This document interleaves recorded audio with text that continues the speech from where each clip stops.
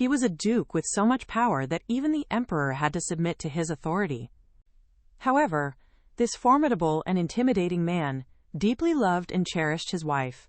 The couple was soon expecting their first child together, but since their home was located in an exceptionally cold region of the country, the Duchess's health started to get worse with each passing day. In order to ensure the safe delivery of her child, Tyrell's mother, who was deeply in love with the Duke, had no choice but to leave with tears. By the time Duke Rihan finally received the news of her departure, it was already too late to stop her. Because of a magical contract, Duke Rihan's family was forbidden from leaving their city for 20 years. 20 years later, Duke Rihan's daughter, Tyrell, had matured and grown into a young woman.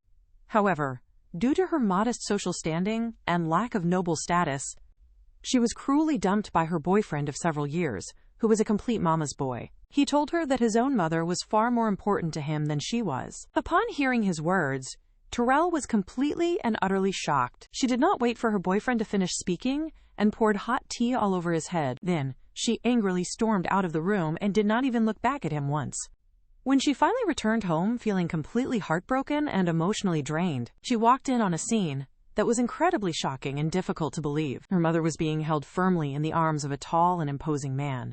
Tyrell frantically ran towards her mother, looking like a woman who had gone mad. She glared intensely at the fierce tiger-like man who stood before her, and then shouted loudly, "What business do you have with my mother? Release her immediately!" When he heard Tyrell refer to the woman in his arms as her mother, the man was just about to say something to explain the situation to her, but, unexpectedly, Tyrell's mother protected her daughter and declared, "She is my child with another man. She is not related to you at all. If you dare to even touch her, I will never forgive you." Hearing this declaration, the man appeared to be somewhat displeased. "You claim she is not my daughter?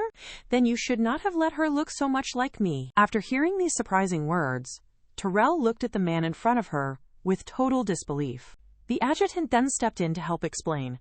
"Duke Rihan is in fact your father, young lady." Hearing this, Tyrell grew incredibly furious. "You are lying. I heard my mother say my father was reckless, arrogant, and refused to let my mother have any children. In the end, my mother had no other choice but to leave with me. He is nothing but a piece of trash." At that very moment, Duke Rihan's wrist was being squeezed quite painfully by Tyrell's strong grip. Wow, every word she says is the absolute truth. The adjutant's delight in his misfortune made Duke Rihan's teeth clench in anger. He pulled Tyrell's hand off his wrist and then explained to her, "That is all just hearsay. I will explain everything to you later on." Tyrell then gave a questioning look to her mother, but her mother unexpectedly became extremely agitated and shouted, "No, Tyrell, your father passed away a long time ago." Duke Rihan harshly interrupted her. "Do you honestly believe that she is stupid?" In her agitated state, the mother excitedly blurted out Duke Rihan's first name. Hearing his name made the Duke very happy. "Thank you for still remembering my name," he said. Then, he immediately picked up Tyrell's mother in his arms and said, "We can talk about everything slowly later on." This surprising scene left Tyrell feeling somewhat bewildered and completely confused. And just like that, Tyrell's social status instantly became 100 times higher than her ex-boyfriend's. After both the mother and daughter had settled into the carriage, Duke Rihan immediately used his magical abilities to create a portal which forcibly opened up a direct passageway back to his home, transporting them both safely back to his vast northern territory. Sometime after they arrived, Tyrell finally learned the whole truth. Her parents had been separated for all those years simply because of a major misunderstanding between them. The issue happened because one of them did not explain the situation clearly, and the other one did not hear it clearly. Additionally, due to a magical contract made when they first met, Duke Rihan's family could not track his wife for 20 years if she left the territory. Consequently, her mother fled the territory overnight to safely deliver her child, completely forgetting about the existence of the contract. This situation led to the misunderstanding where her mother believed her father hated her for not searching for her for 20 years. When Duke Rihan reached the end of the time limit, he started a worldwide search for his wife, which resulted in the scene Tyrell witnessed at her home. After they finally resolved the long-standing misunderstanding between them, the two immediately reconciled their relationship.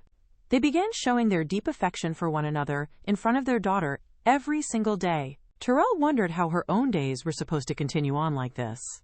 Duke Rihan, her father, had finally found Terrell and her mother after 20 years. Terrell was therefore transformed from just an ordinary girl into the noble daughter of a powerful duke. Her social status now directly surpassed her ex-boyfriend's by many different levels, but the thing that pained her the most was that she had lost her love while her parents had just rediscovered theirs, and they were constantly displaying their deep affection right in front of her every single day. Her father, the Duke, informed her that she was his only daughter, and that all of his titles and vast territories would be inherited by her in the future. Because of this, it was essential that she possess absolute strength and master advanced swordsmanship skills. Terrell understood that the ideal time to start learning swordsmanship is before 10 years of age, so it seemed far too late for her at 20 years old. But her father, the Duke, just smiled mischievously and confidently claimed he could make her achieve in 3 years what it takes other people 30 years to accomplish. And so, Terrell started what would become her own version of hellish training. Every single day, as soon as she opened her eyes, she was required to study difficult subjects like politics and economics. She also had to practice combat with elves, whose natural abilities were far superior to her own. During the afternoon, she was required to study and learn magic. In the evening, her schedule required her to review her swordsmanship skills.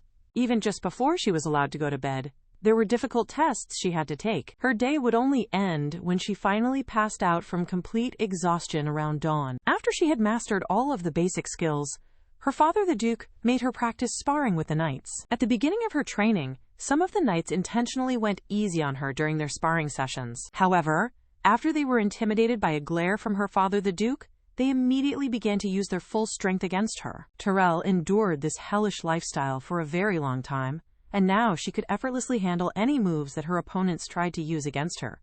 Having become very skilled, Terrell looked at her father and suddenly asked him a very pointed question. "Since you and mother love each other so much, instead of torturing your incapable daughter, why don't you try to have a son who could be my little brother?" Duke Rihan explained, "Your mother's body is too weak and is no longer suited for bearing children.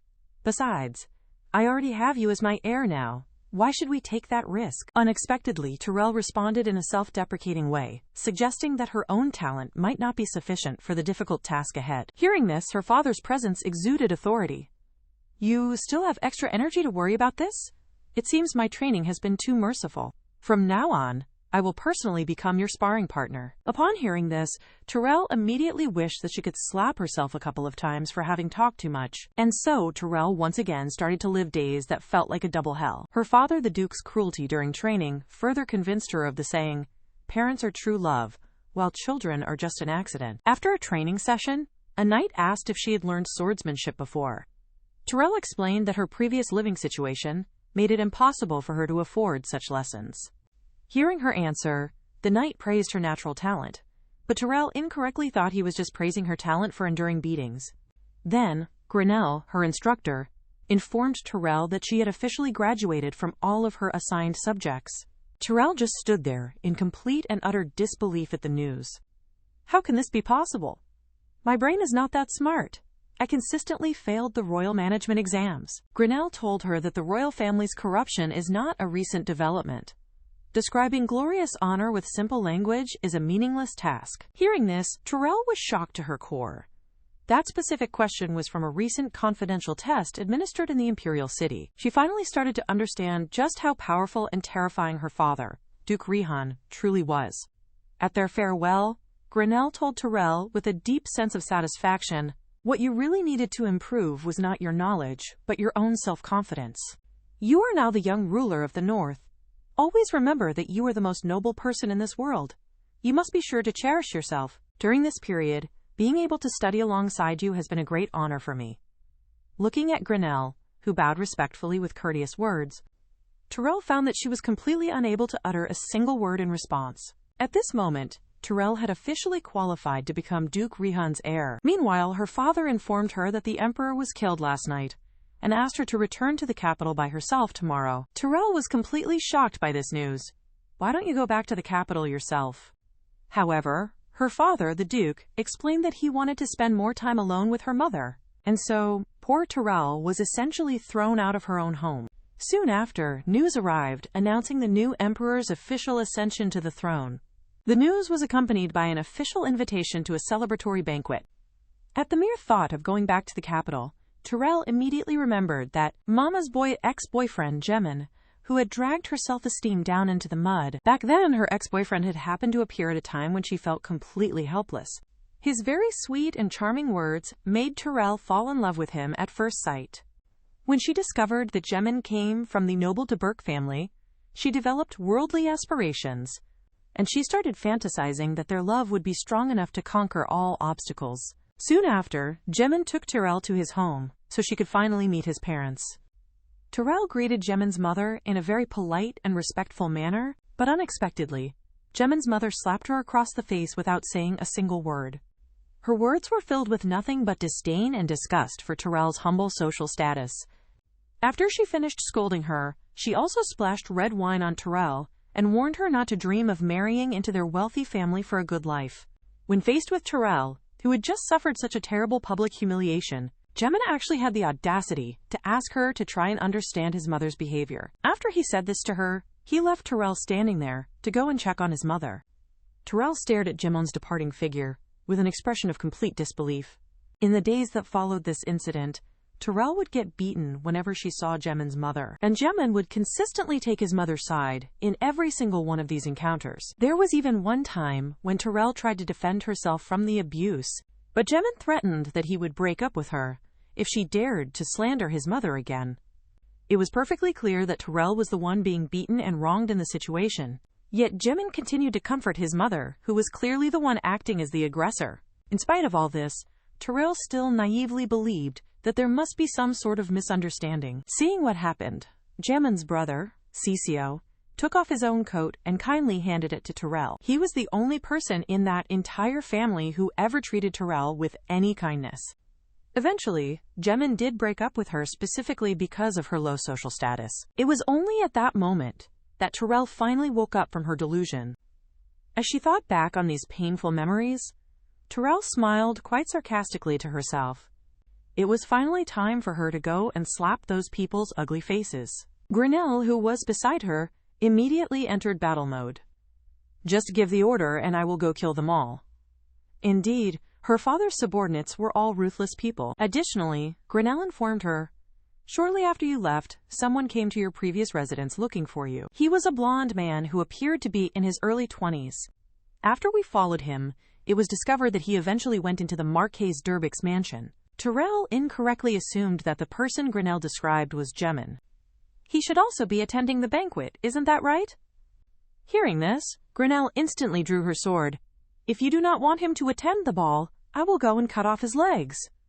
Terrell quickly urged her to calm down. Terrell then began her long journey and set off for the capital city. She found herself wondering what kind of expressions those who had mocked and insulted her would have on their faces when they finally saw her again.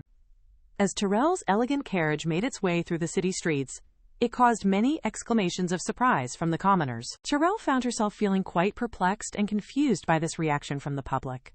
A knight explained to her that the Rihan family was known as the most powerful and influential family in the entire empire.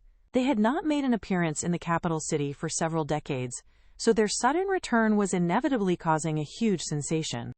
As she looked out the window at the brilliant fireworks display, lighting up the night sky, Terrell marveled at the sheer grandeur and spectacle of the new emperor's ascension celebration. When they finally reached their destination, the guards at the entrance needed to check their formal invitation. When the guards heard that it was the heir of the Rihan family who had arrived, their attitude towards them immediately changed and became extremely respectful. They then led them all the way into the main banquet hall. A guard shouted, "The young Duchess of the Rihan Duchy has arrived." All of the guests inside the hall turned to look toward the entrance with expressions of shock. However, when they all saw that the person who appeared in the doorway was actually Terrell, they were completely dumbfounded. Terrell gracefully walked into the grand banquet hall with very elegant and confident steps. Every single person in the entire venue just stared at her with complete and utter astonishment. Seeing their shocked expressions gave Terrell a deep sense of great personal satisfaction. This time around, not a single person dared to speak ill of her directly to her face. Just as Terrell was about to take a sip from a glass of red wine, she happened to spot a very familiar silhouette across the crowded room. It was her ex-boyfriend's kind older brother, Cecio, who had once been the only one to ever help her. Seeing him at the banquet now actually made Terrell feel somewhat happy and relieved. It was at this very moment that a man suddenly called out her old name. The man's face was a mask of complete shock and total disbelief as he looked at her, seeing an old acquaintance. Terrell immediately greeted him in a kind manner. "It has been a very long time, Viscount Tante. Because of some personal reasons, I have recently changed my surname.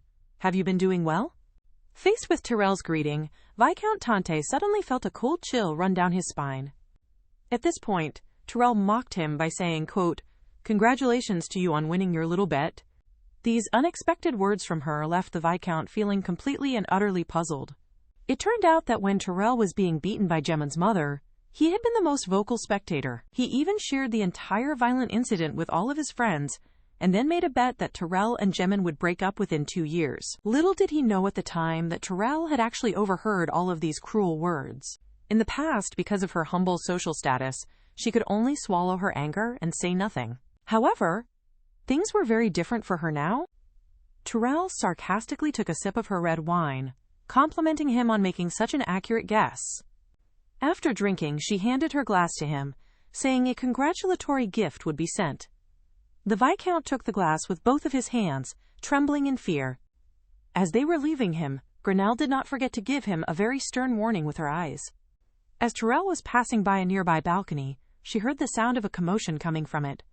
Feeling curious about the noise, Terrell carefully pushed open the balcony door. She saw a drunk man who was pointing at and harshly criticizing Cecio. He was using nothing but extremely offensive and insulting words against him. However, Cecio seemed to be completely ignoring the drunk man's verbal assault. Looking at Cecio, who seemed to be just the same as he was before, Terrell's thoughts began to race. At this moment, the drunk man was continuing to curse loudly at Cecio, but Cecio just quietly muttered to him, "Jump over the railing." Just as Terrell was wondering why on earth he would say something like that, the drunk man's aggressive behavior started to become even more excessive than before. He then raised his hand as if he was about to strike Cecio. At that very moment, Grinnell swiftly moved and grabbed the drunk man's raised hand.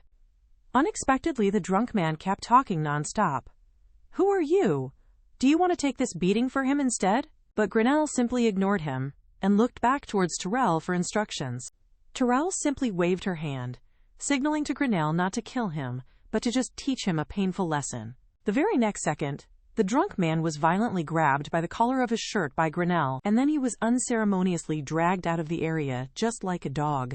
The experience he had tonight would likely take him his entire lifetime to fully recover from. With no other outsiders left on the balcony, Terrell formally greeted Cecio. And Cecio leisurely took out a small pen and a pad of paper from his pocket.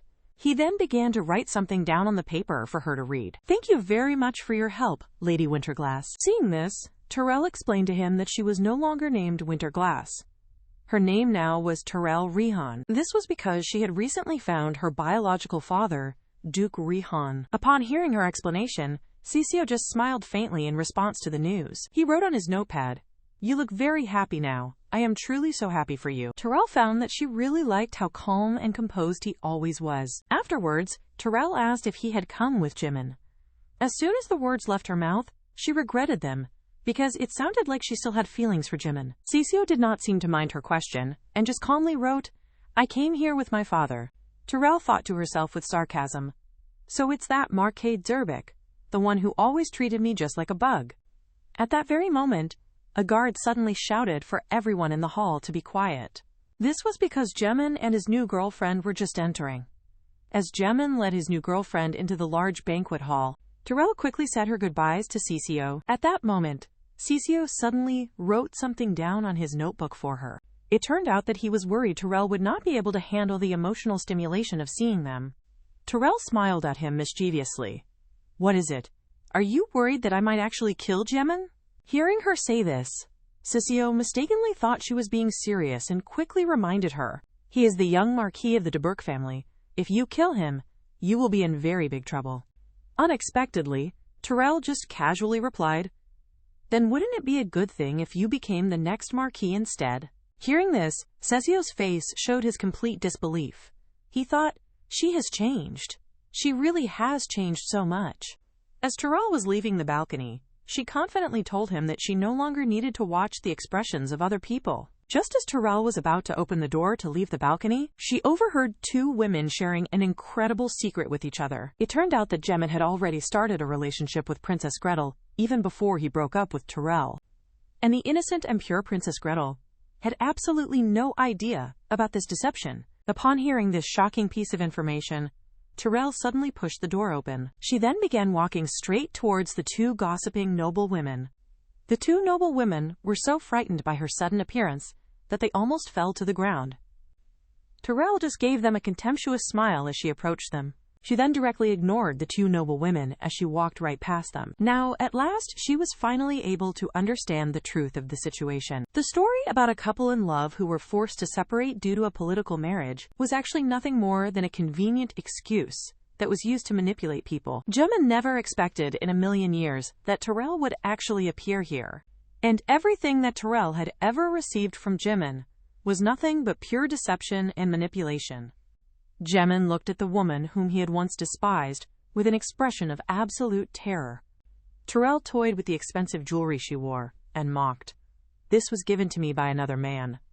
Of course, this other man she referred to was naturally her father. Seeing Jemin talking to Terrell, Princess Gretel immediately complained. Jemin, you are not allowed to go and chat with any strange women.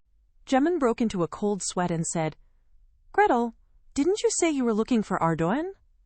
Princess Gretel responded angrily, My brother might be drunk again somewhere. Tell me quickly, who is this woman? When she heard Jemin claim she was a friend, Princess Gretel mocked him. You are lying. Jemin is so narcissistic that he doesn't have any friends. These words made Jemin blush. Suddenly, Princess Gretel's eyes lit up with realization. Could this lady be the young Duchess Rihan? Jemin was just about to deny it, but, much to his surprise, Terrell directly admitted that it was true. Yes, I am. I am Terrell Rihan, she stated confidently. Hearing this, Jemin was completely stunned. Before he could recover from the shock, Terrell continued to ask, Princess, please forgive my boldness, but may I ask, when did Jemin first confess his romantic feelings to you? Before Jemin had any chance to stop her, the innocent Princess Gretel had already revealed everything. Everyone who was present, except for Princess Gretel, immediately realized that Jemin had been two-timing them. Terrell looked at Jemin's panicked expression and his nervous appearance. Terrell said sarcastically, Jemin knows exactly why I am asking this question. I truly hope that you ask him about the relationship I had with him. But before she could finish her sentence, the host of the banquet suddenly interrupted her. It turned out that the new emperor and empress were just now entering the banquet hall. The emperor appeared to be very pleased that Terrell was able to attend the banquet. Faced with the emperor's obvious enthusiasm, Terrell gave him a very polite and formal bow. Terrell used the advanced social skills she had learned in Rion City to perfectly handle her conversation with the emperor. After they had a pleasant conversation, the emperor suddenly proposed holding a hunting competition, taking advantage of the fine autumn weather for everyone there to enjoy. Unexpectedly, Terrell was not interested in this at all, as she had already grown quite tired of such hunting events back in the north. The emperor then told her something interesting. In this hunt, a participant could dedicate their prey to a person of their choice. He especially hoped the young Duchess of Rihan would honor them with her participation. Hearing this, Terrell initially wanted to refuse the invitation, but then a very interesting idea suddenly popped into her mind. So she agreed to participate. The emperor was very happy Terrell agreed, as the Rihan family's participation would make the event splendid. However, the emperor was curious about who Terrell would dedicate her prey to. Terrell thoughtfully touched her own face as she considered her answer. She then glanced at the dumbfounded Jemin standing nearby and said in a coquettish tone, If it is possible, I would like to dedicate my prey to the son of the de Burke family. Jemin was completely stunned when he heard her say this. Not only were all of the distinguished guests at the banquet greatly shocked by her statement, but even the emperor awkwardly said, Well, dedicating your prey to someone who already has a fiancé, I'm afraid that... Before the emperor could even finish his sentence, Terrell interrupted him with a bright smile. I am not talking about Jemin, but rather about his older brother, Cecio. Terrell knew very well that Jemin greatly feared Cecio would one day take everything from him. Since that was the case, she would turn his fear into a reality. This was because now, Terrell finally had the power to do so. The very lively and eventful banquet soon came to an end for the night. At this time, Grinnell found Tyrell and approached her with a very solemn expression. Seeing her expression, Tyrell thought that Grinnell had actually killed that drunk man from the balcony. But Grinnell explained that she had originally planned to drag the drunk man to a very secluded place to finish him off quietly. But unexpectedly, the drunk man had suddenly rushed toward the balcony railing. He then jumped down from the balcony without any hesitation. While he did not die on the spot, he inevitably suffered many broken bones. Although Tyrell had some doubts after hearing Grinnell's report, she did not take it too seriously at the time. Since Tyrell's stunning appearance at the banquet, Gemmin had sent her many love letters and kept writing to arrange meetings. So Tyrell had to threaten him that if he continued to write to her, she would send the letters directly to his fiancée's home. In her spare time, Tyrell also organized the information she had gathered on the general situation of the de Burke family. The conflict between Cecio and Gemmin actually dated all the way back 20 years ago. At that time, Marquis Durbic was about to get married when he suddenly adopted a young child who could neither walk nor talk. It was because he adopted this child that the Marquis's fiancé angrily canceled their wedding. So the Marquis later married the current Marchioness instead.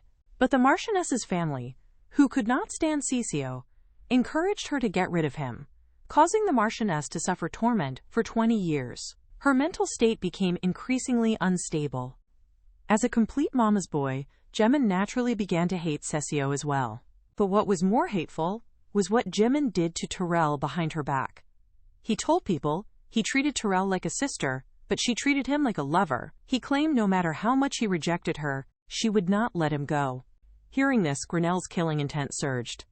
"Give me just 3 days and he will surely be dead." Tyrell quickly calmed her down and told her to wait for now. This was because she had already thought of a much more interesting method for her revenge. Having Cecio take away Gemmin's position as the next Marquis would surely be a very interesting turn of events.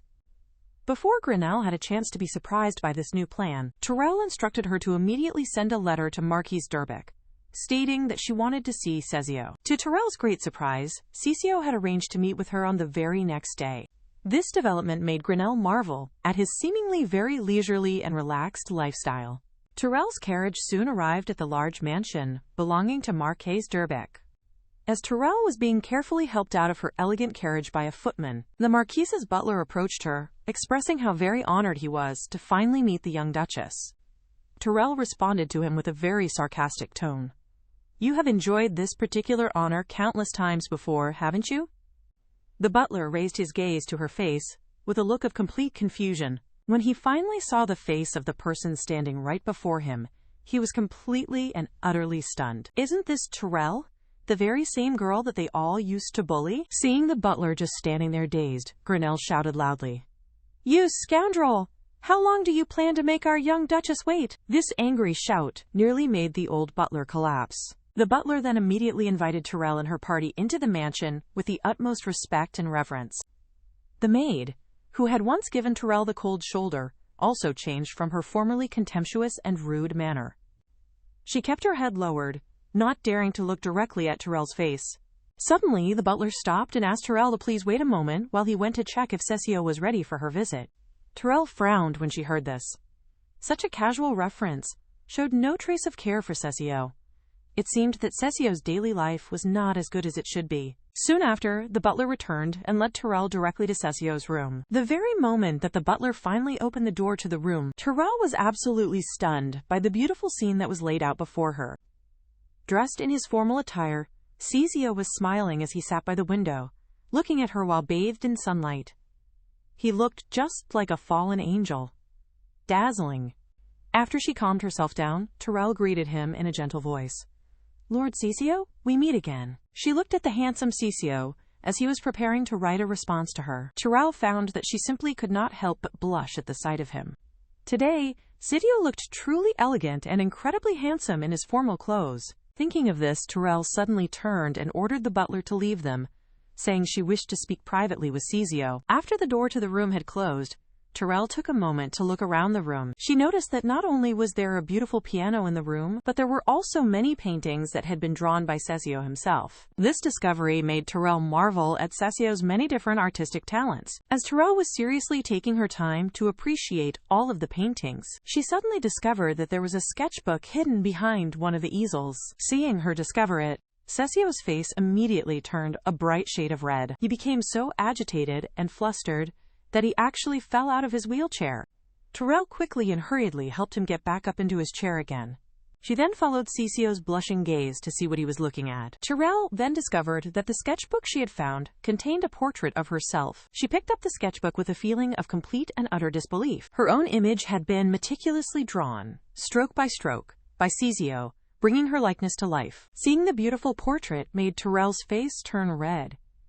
So in his eyes, I look this gentle. Cecio was clearly very embarrassed, and he quickly began to write on his notepad. I am sorry if I have angered you with this.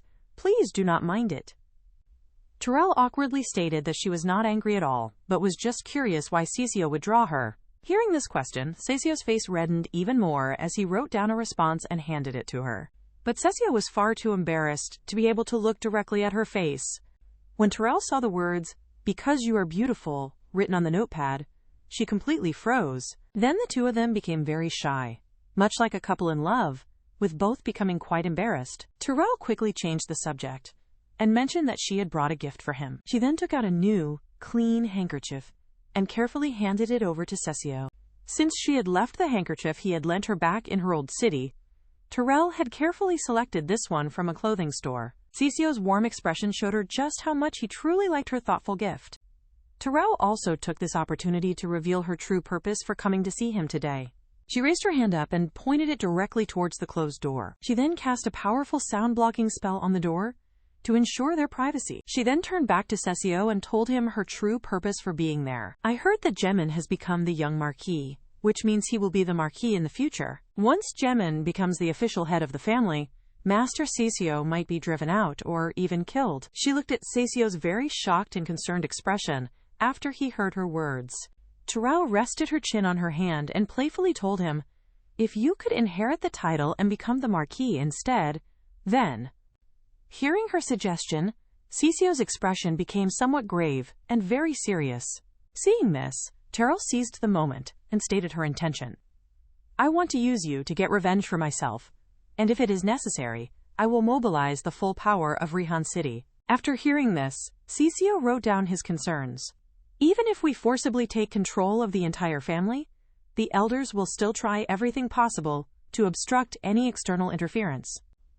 Terrell just smiled contemptuously. And what if I were to say that I am not an outsider? Upon hearing her say this, Cecio's eyes immediately lit up with understanding. Terrell understood that he had guessed her plan. Yes, I want to get engaged to you, but we do not actually need to get married.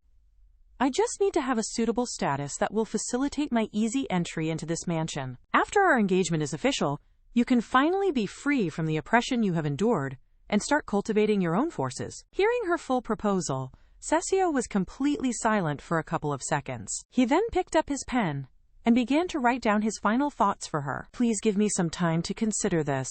I promise that I will not keep you waiting for too long. Faced with Cecio's response, Terrell just smiled slightly to herself. Everything was going according to her expectations. After finishing her business, Terrell respectfully bid her farewell to Cecio for the day. Before she left the room, she did not forget to remind Cecio to burn his incriminating notebook. After she had instructed him on everything, Terrell left the room feeling quite satisfied. Seeing Grinnell standing at the door, Terrell asked if she could hear her conversation with Cecio. Grinnell confirmed she could not hear anything. After confirming that her sound-blocking spell was effective, Terrell gave Grinnell further instructions on their way back home. When they reached the top of the grand staircase in the mansion, Terrell came to a sudden and unexpected stop. This was because this was the exact spot where she had a very strange dream. In her dream, the crippled Cecio had stood up from his chair and saved her when she almost fell down the stairs. Even though it was only just a dream, Terrell felt that the experience had been incredibly real. It felt so real that she found herself very concerned about this particular matter. 3 days later, Cecio finally sent back his official response to her proposal, and this time, it was Marquis Durbic himself who came to welcome Terrell. Terrell greeted the Marquis in a very normal and polite fashion when she saw him. She then walked straight past him and went inside the large mansion. After she left, the Marquis's face immediately darkened. He thought, Rihan, what kind of devious scheme are you playing now? Meanwhile, Terrell went straight to the point with Cecio, asking him what he had considered about her offer. Cecio first started by thanking Terrell for taking the time to come and see him again. Then he wrote down his thoughts. Once Gemin becomes the head of this family, I might struggle just to stay alive. Originally, I had resigned myself to my fate and given up. But after hearing the young Duchess's proposal, I made this selfish choice. I have decided to get engaged to you. Please use me however you wish, and help me to ascend to the high position of Marquis. And so, the two of them officially formed a powerful united front together. Unexpectedly, a maid came into the room without bothering to knock on the door first. Looking very flustered, the maid claimed that she had accidentally brought them the wrong tea set. Terrell politely said it didn't matter, but in her heart, she knew these people went to great lengths to bully the paralyzed Cecio, which was utterly disgusting.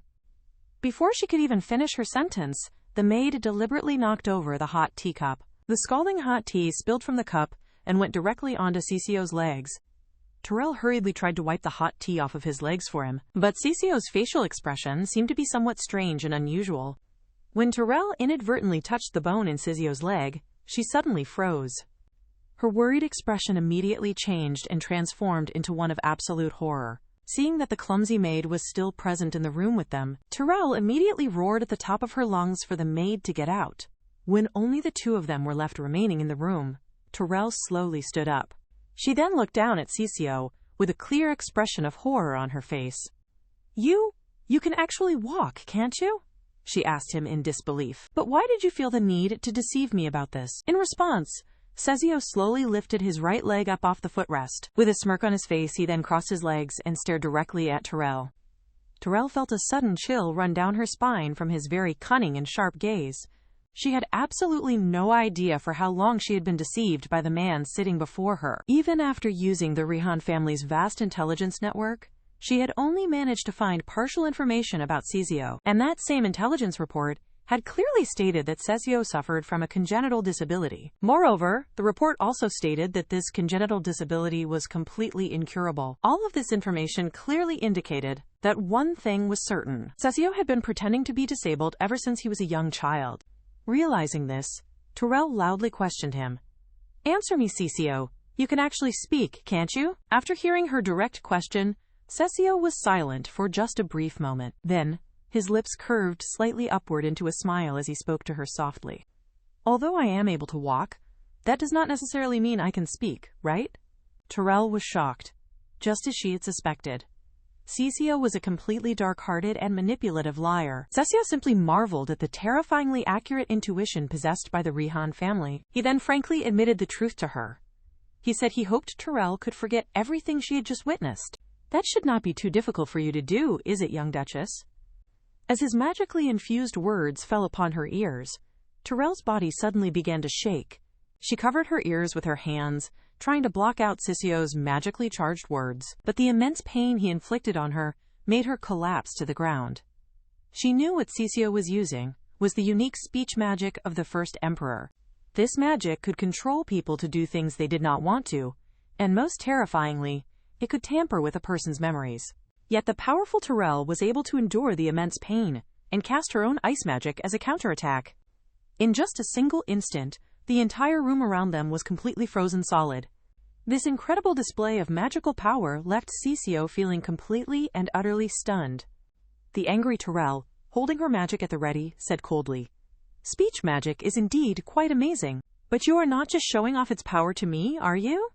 The younger brother is a complete mama's boy and also a total playboy. The older brother, it turns out, is a complete and total fraud as well. Perhaps your speech magic can help you to conceal all of those unknown conspiracies and dark secrets. But you must not forget that I come from the powerful Rihan family." Upon hearing this, Cecio just smiled slightly. "It seems that Rihan has told you about speech magic." Terrell became furious on the spot. "Are you tired of living? How dare you call my father directly by his name?"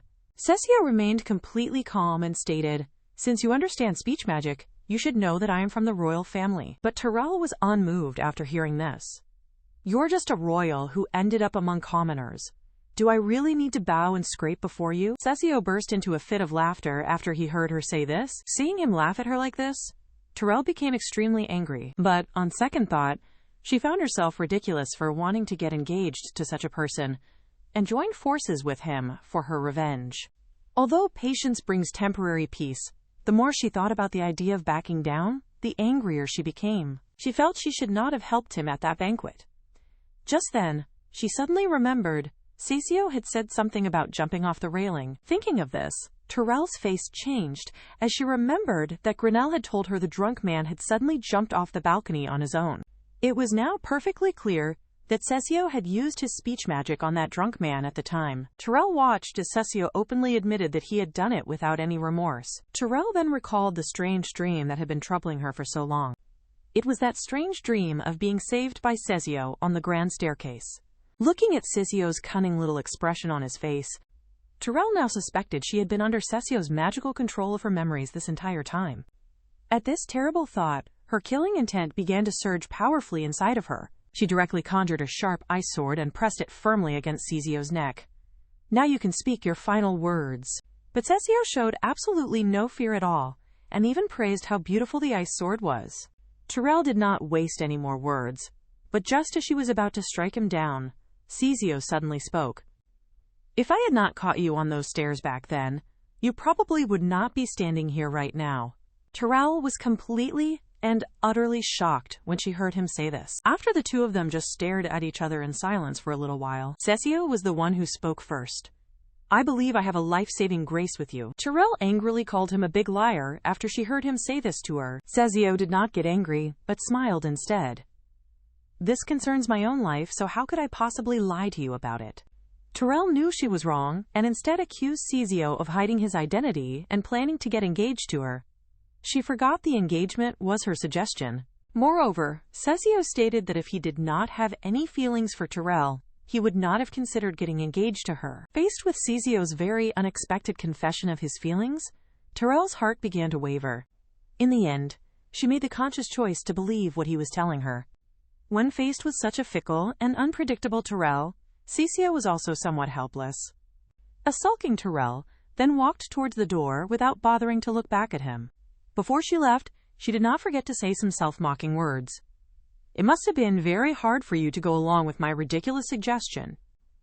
Unexpectedly, Cecio pretended that he did not hear her, and said with great anticipation, "It seems that I can only wait until the hunting tournament to see my beautiful fiancée again." She looked back at Cecio's beaming and happy face after he said this. The furious Terrell only threw two simple words back at him in response. "Shut up." But when she finally opened the door to leave, she found Jemin was blocking the doorway. He was angrily questioning what Terrell was doing here in his brother's room. This sudden and aggressive question left Terrell feeling completely stunned. Seeing Terrell's silence, Jemin became even more angry. "I am asking you why you came here to see Cecio." Hearing his angry question, Terrell quickly glanced back over her shoulder at Cecio. When she saw his completely innocent-looking expression, she was stunned once again. Cecio really is a master of expression management. His face changes faster than flipping pages. Not becoming an actor would be such a waste of his talent. But joking aside, Terrell came to her senses and said coldly to Jemin, "What are you barking about? Don't you know what my status and position are now?" After saying this, she left gracefully without looking back, leaving Jemin with a dumbfounded gaze on his face. But Jemin suddenly grabbed her arm and said to her in a very urgent tone, "Are you really going to dedicate your prey from the hunt to this complete waste? I think there must be some sort of misunderstanding between us. How about we sit down and—" Before Jemin could finish his sentence, Terrell interrupted him harshly. "Enough. There is no relationship between us anymore." As she looked at Jemin's completely disgusting and desperate face, Terrell suddenly grabbed him firmly by the collar of his shirt. She then slammed him hard against the wall and roared at him furiously. "I am neither your lover nor your friend anymore. Do you understand that? I am no longer the same Terrell that I used to be. Do you finally understand? Whatever reason I may have for coming here to see Cecio has absolutely nothing to do with you. And do not ever casually call me by my first name again." Jemin became somewhat angry upon hearing this. "Fine. So now that you have found your real father, you are putting on airs with me. You are just relying on the Rihan family's power. Without them, you are nothing. What do you have to be so arrogant about?" Before Jemin could even finish his sentence, Terrell slapped him directly across his face. "Aren't you just the same? You are just a waste who treats your father's position as your own personal glory. How dare you lecture me?" This hard slap across the face left Jemin feeling completely dazed and confused. Before he could react, Terrell angrily turned and left, leaving him standing all alone in the corridor, in a complete daze. On the way home, Grinnell asked with concern about how things went. Terrell just said glumly that her negotiation had completely failed. Grinnell looked very puzzled by this. "Don't you plan to get engaged to him anymore?" Terrell could only helplessly confirm that this was indeed the case. It was at this time that Grinnell informed her that her parents, Duke Rihan and the Duchess, planned to visit her before the hunting tournament began. Thinking of that couple who absolutely loved showing their affection for each other made Terrell feel speechless. So she changed the subject and asked Grinnell if she had found any more information about Cecio, but the answer was still no. This inevitably made Terrell suspicious of the Marquise's motives for adopting Cecio. No matter what, they had to be very careful and cautious. This was because Terrell could sense that the Marquise was definitely involved in a huge conspiracy of some kind. Perhaps very soon the capital city would have to face a truly terrible and bloody bloodbath. After parting ways with Terrell for the day, Cecio found he had lost his appetite completely. He also told his bodyguard that his princely identity had been exposed, and it was discovered when Terrell had touched his thigh. The bodyguard, who was having impure thoughts, blushed upon hearing this. Is this really something that I should be hearing right now? But what puzzled him was that if Cecio had used speech magic, it should not have failed just because Terrell had touched his thigh. Cecio's expression became very serious after he heard his bodyguard say this. This event helped him understand more clearly just how frightening the Rihan family was, since his speech magic did not affect them whatsoever. The bodyguard grew even more puzzled after hearing this. Did she not have any suspicion when you used your magic to rescue her from the stairs 3 years ago? Cecio stroked his chin and thought, that is precisely what makes Terrell so frightening.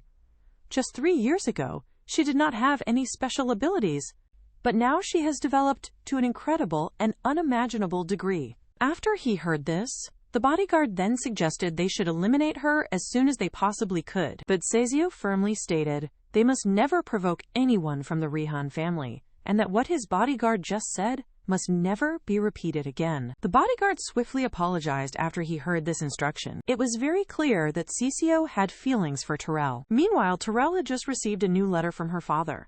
It indicated that Terrell had to wait patiently until he arrived in the capital. Regarding her engagement, she was instructed not to act rashly. Faced with her father's direct instructions, Terrell was already quite used to it. It was just that his very short letter felt so different from her mother's letter, which was 2 full pages long. There was also another letter that had arrived from Cecio. The envelope even had the words, "To my fiancé" written on it. The letter's content stated that he really wanted to see Terrell again. Faced with such a completely shameless person, Terrell did not hesitate and tore his letter in half. And with disgust, she threw it directly into the fire to let it burn away completely. Very soon, the official day of the hunting tournament finally arrived. Terrell confidently rode her warhorse directly to the tournament arena. However, Cecio suddenly appeared out of nowhere and blocked her path. This action made Terrell feel quite angry with him. Cecio took out a notebook and wrote, "You did not reply to my letters. I was very worried about you." This made Terrell complain that since no outsiders were around, he was still putting on an unnecessary act. The next second, Cecio's written words left Terrell feeling very puzzled. Are you not curious about the reason I am living with the Durbic family? What is it that you are trying to tell me? At the very least, I sincerely think that I can help you. Terrell was left completely confused by his strange statement. Just then, the tournament starting horn loudly sounded in the distance. Then the emperor began to give his speech about the competition's rules. Once the competition starts, everyone will go into the mountains. At first you may only find small animals, but the deeper you go, the more you will encounter dangerous beasts. Please be extremely careful out there. Also, dedicating the prey you catch to a special person is a knight's honor. Finally, I hope that all of you can find your desired prey. Good luck. As soon as the emperor finished his speech, incredibly enthusiastic cheers erupted from the large crowd. In the next second, the hunting competition had officially begun. Most of the participants chose targets that were easy to hunt, like rabbits. But there were also some participants who would not even spare the birds. As a member of the Rihan family, only Terrell walked alone toward the deep forest. She knew she could not hunt such ordinary prey. But just as she was about to venture deeper into the woods, she suddenly stopped walking and stood completely still. You might as well just come out on your own now. As soon as she spoke, a mysterious man wearing a cloak emerged from behind a tree. When she saw that the person hidden under the red robe was actually Jimin, Terrell's eyes turned cold the moment she recognized who it was. Have you come here to die today? Jimin quickly explained when he saw her. I know I was wrong, but everything that I did was for my mother. I had no other choice.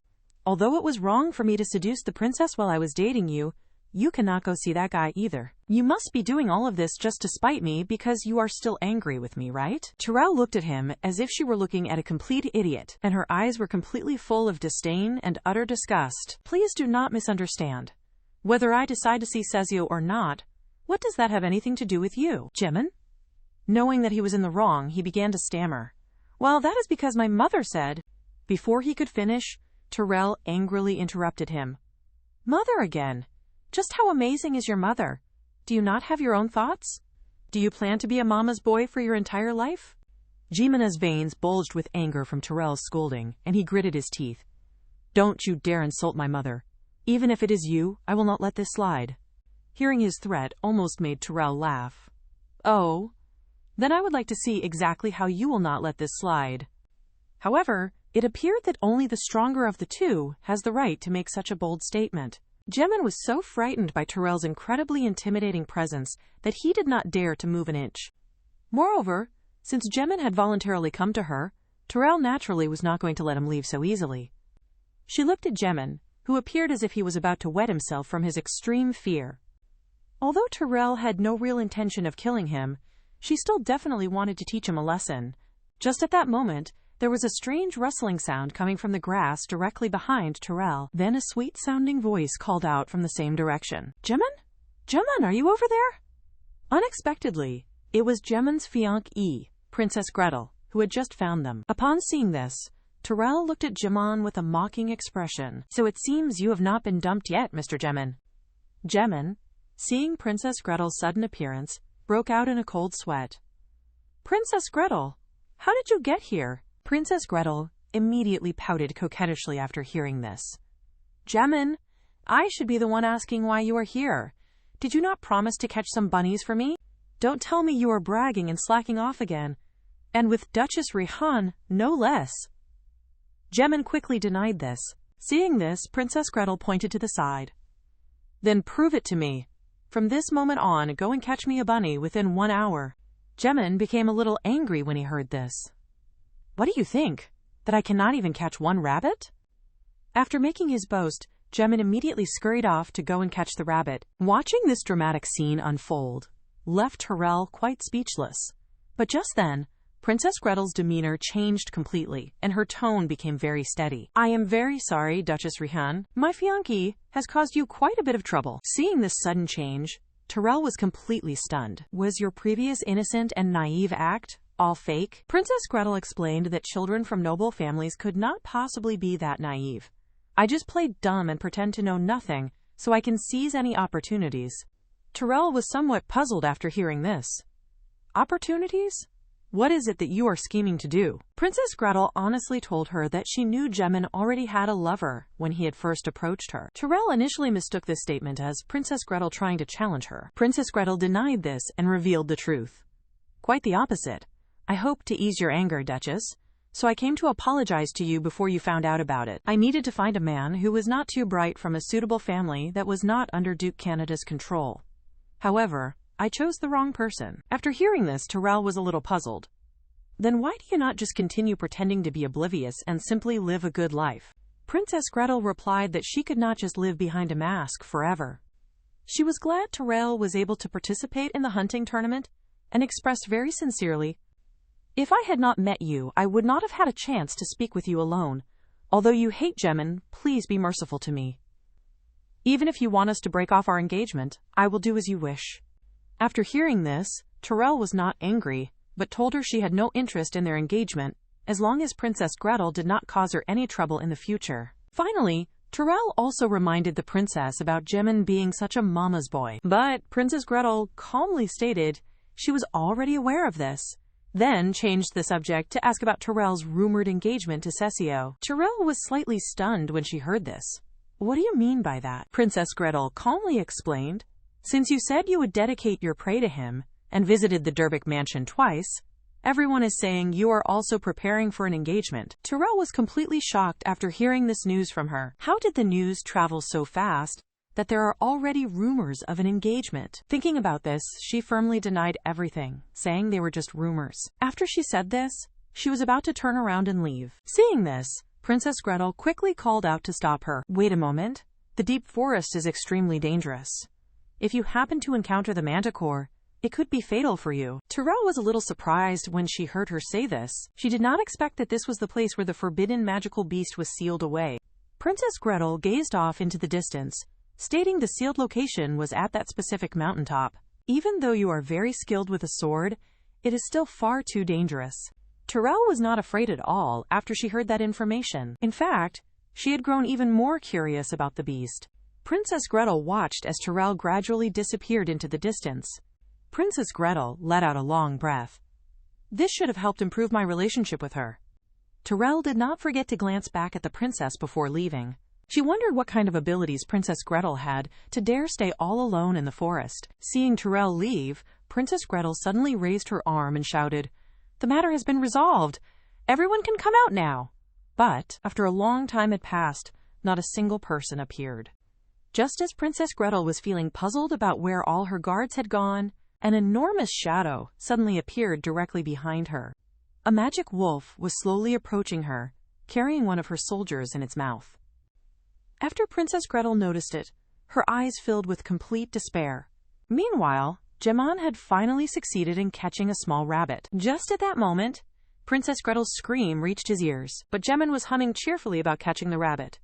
She has her guard knights with her, so there should not be any reason to worry. He did not know that Princess Gretel was desperately praying for someone to come and save her at that very moment. The magic wolf naturally would not spare the delicious-looking prey that was right in front of it. It opened its bloody maw and then lunged forward at her. Princess Gretel closed her eyes, feeling full of despair. But when she opened her eyes once again, she was completely and utterly stunned. Tyrell, who had already left, had unexpectedly appeared before her once more, and had just saved her life. As she looked at Tyrell's incredibly heroic and brave figure, Princess Gretel could not help but call out, "Duchess Rihan." If Tyrell were not a woman, Princess Gretel would probably have pledged herself to her.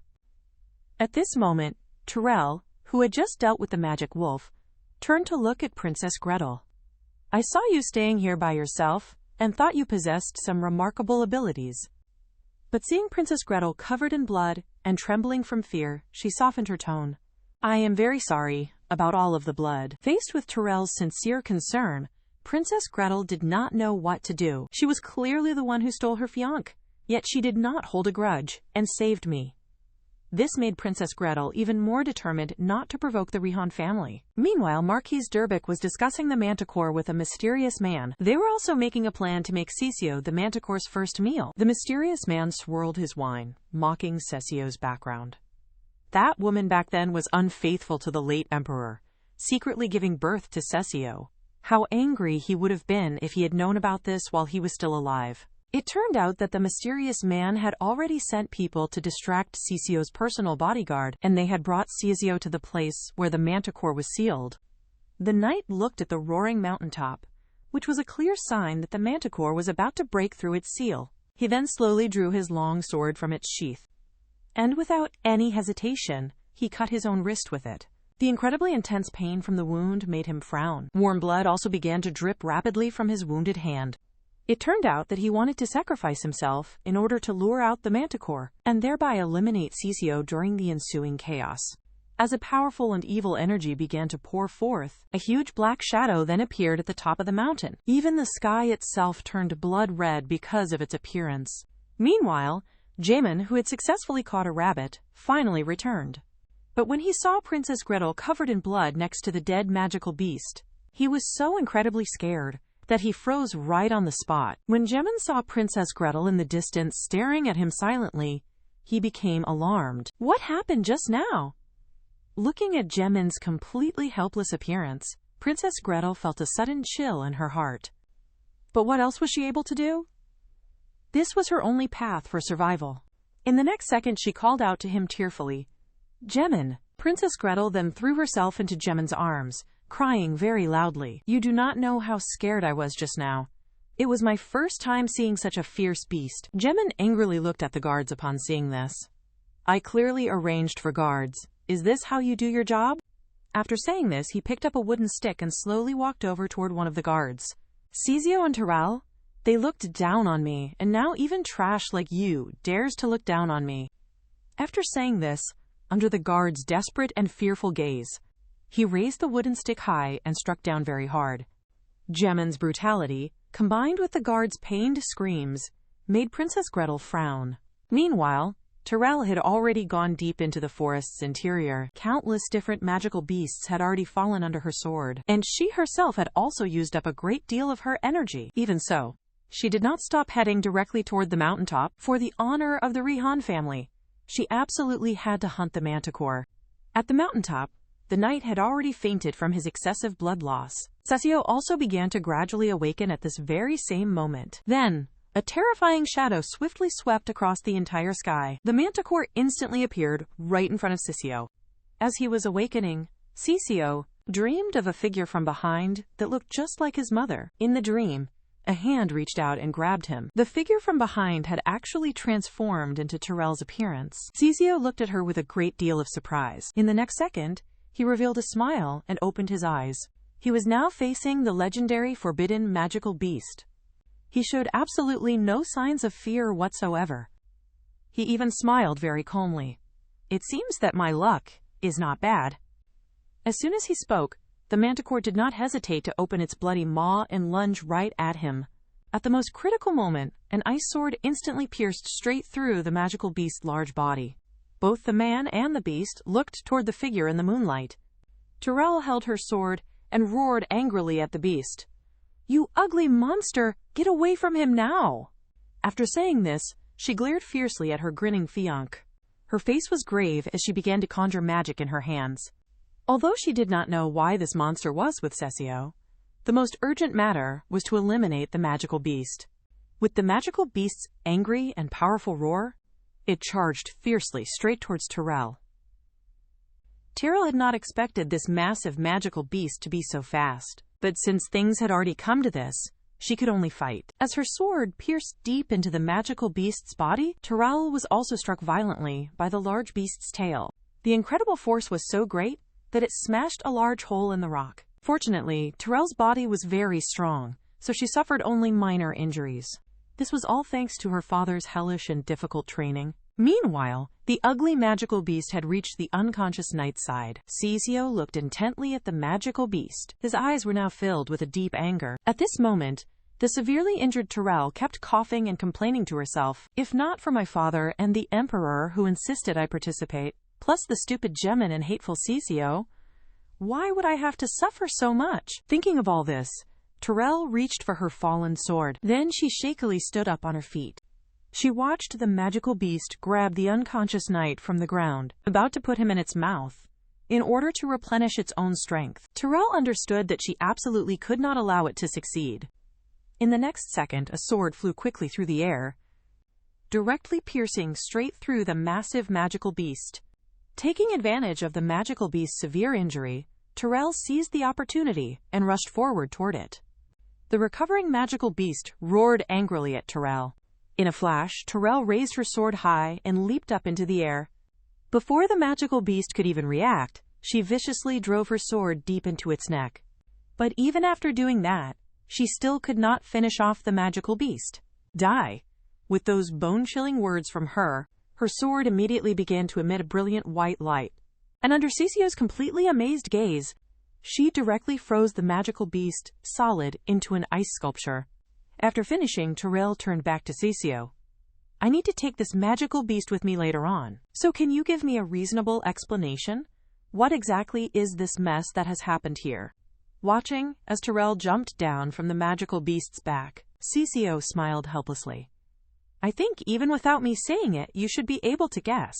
Terrell suddenly understood. "You mean the Durbic family's knight brought you here?" Then that knight chose to slit his wrist to lure out the magical beast. Cecio let out a long breath, which confirmed her suspicions. His eyes were filled with killing intent, although it was only momentary. Watching him as he stood up, Terrell was slightly stunned. He was always in a wheelchair, so I never noticed. I did not expect him to be so tall when he is standing. Thinking about this, Terrell quickly turned her head away from him. Then she looked at the knight on the ground, wondering who gave him the orders to act so crazily. Cecio said it was very likely his adoptive father's doing. Terrell was a little puzzled when she heard this.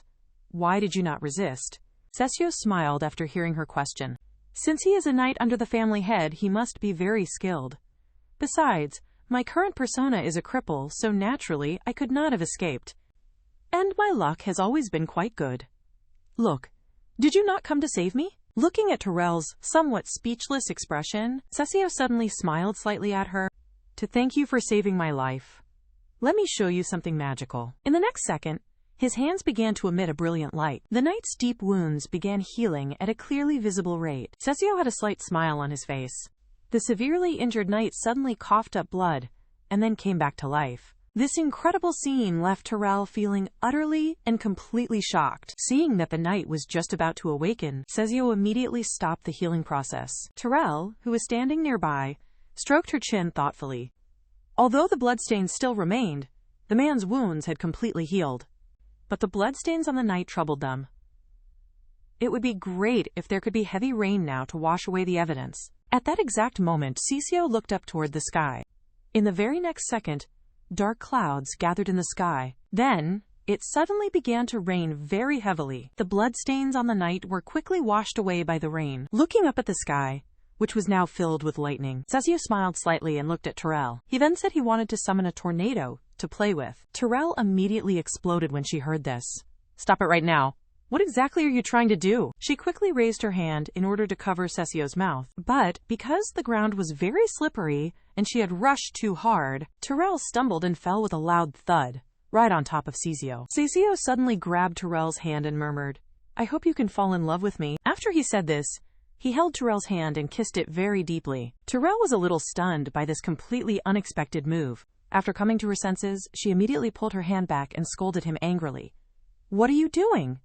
Cecio looked at her even more tenderly after hearing this. What a pity. My magic power has no effect on people from the Rihan family. Terrell became angry with embarrassment after she heard this. Stop joking around with me right now. But Cecio only smiled lightly and asked Terrell in return, if you had known the person here was me, would you have still come to save me? After hearing this question, Terrell's heart skipped a beat. Then she lowered her head and quietly said that she would have come. After saying this, she quickly changed the subject, pointing to the frozen magical beast. If you do not mind, help me thaw it. I cannot take it down the mountain like this. But just at that moment, the unconscious knight began to stir. Both of them were very startled when they saw this happen. Terrell reacted first, quickly running over to get the wheelchair. Then she forcefully pressed Cecio back down into the wheelchair, with the whole process flowing very smoothly. Seeing Cecio's questioning look, Terrell quickly made a shushing gesture at him. In the very next second, the knight's eyes snapped wide open. After getting up, he looked down at his healed wound in complete shock. But when he saw Terrell, who appeared from nowhere, and the unharmed Cecio, he was completely dumbfounded. Why is the young Duchess here? And how are you still alive? Terrell was displeased to hear this. How dare you address me as young Duchess? You, like Gemin, have no manners. This is truly the Durbic family style. After saying this, she turned to look at the frozen magical beast in the distance. Look, you are so capable, even more capable than this guy. When the knight saw the motionless, frozen magical beast, he was completely stunned. This is completely impossible. Before he could recover from his shock, Terrell continued asking, Now can we talk about what your name is? As soon as she finished speaking, the knight immediately gave his name. My name is Bruno Mold, my lady. But when Terrell asked him who was behind this entire plot, the knight suddenly clenched his teeth and refused to speak. Seeing this, Terrell took out a red vial and asked him, Bruno, do you know what this is? The knight understood this was the finest magic potion, but Tyrell deceived him by saying she used this potion to heal him. She also told him that if Marquise Durbic saw that you failed in your mission and yet remained unharmed, the consequences for you would be obvious without me saying a word. At this moment, the knight noticed that there was a dagger by Tyrell's feet. He did not hesitate to lunge for it. It's just a few wounds. I can just cut myself again. But in the next second, he was easily subdued by Tyrell.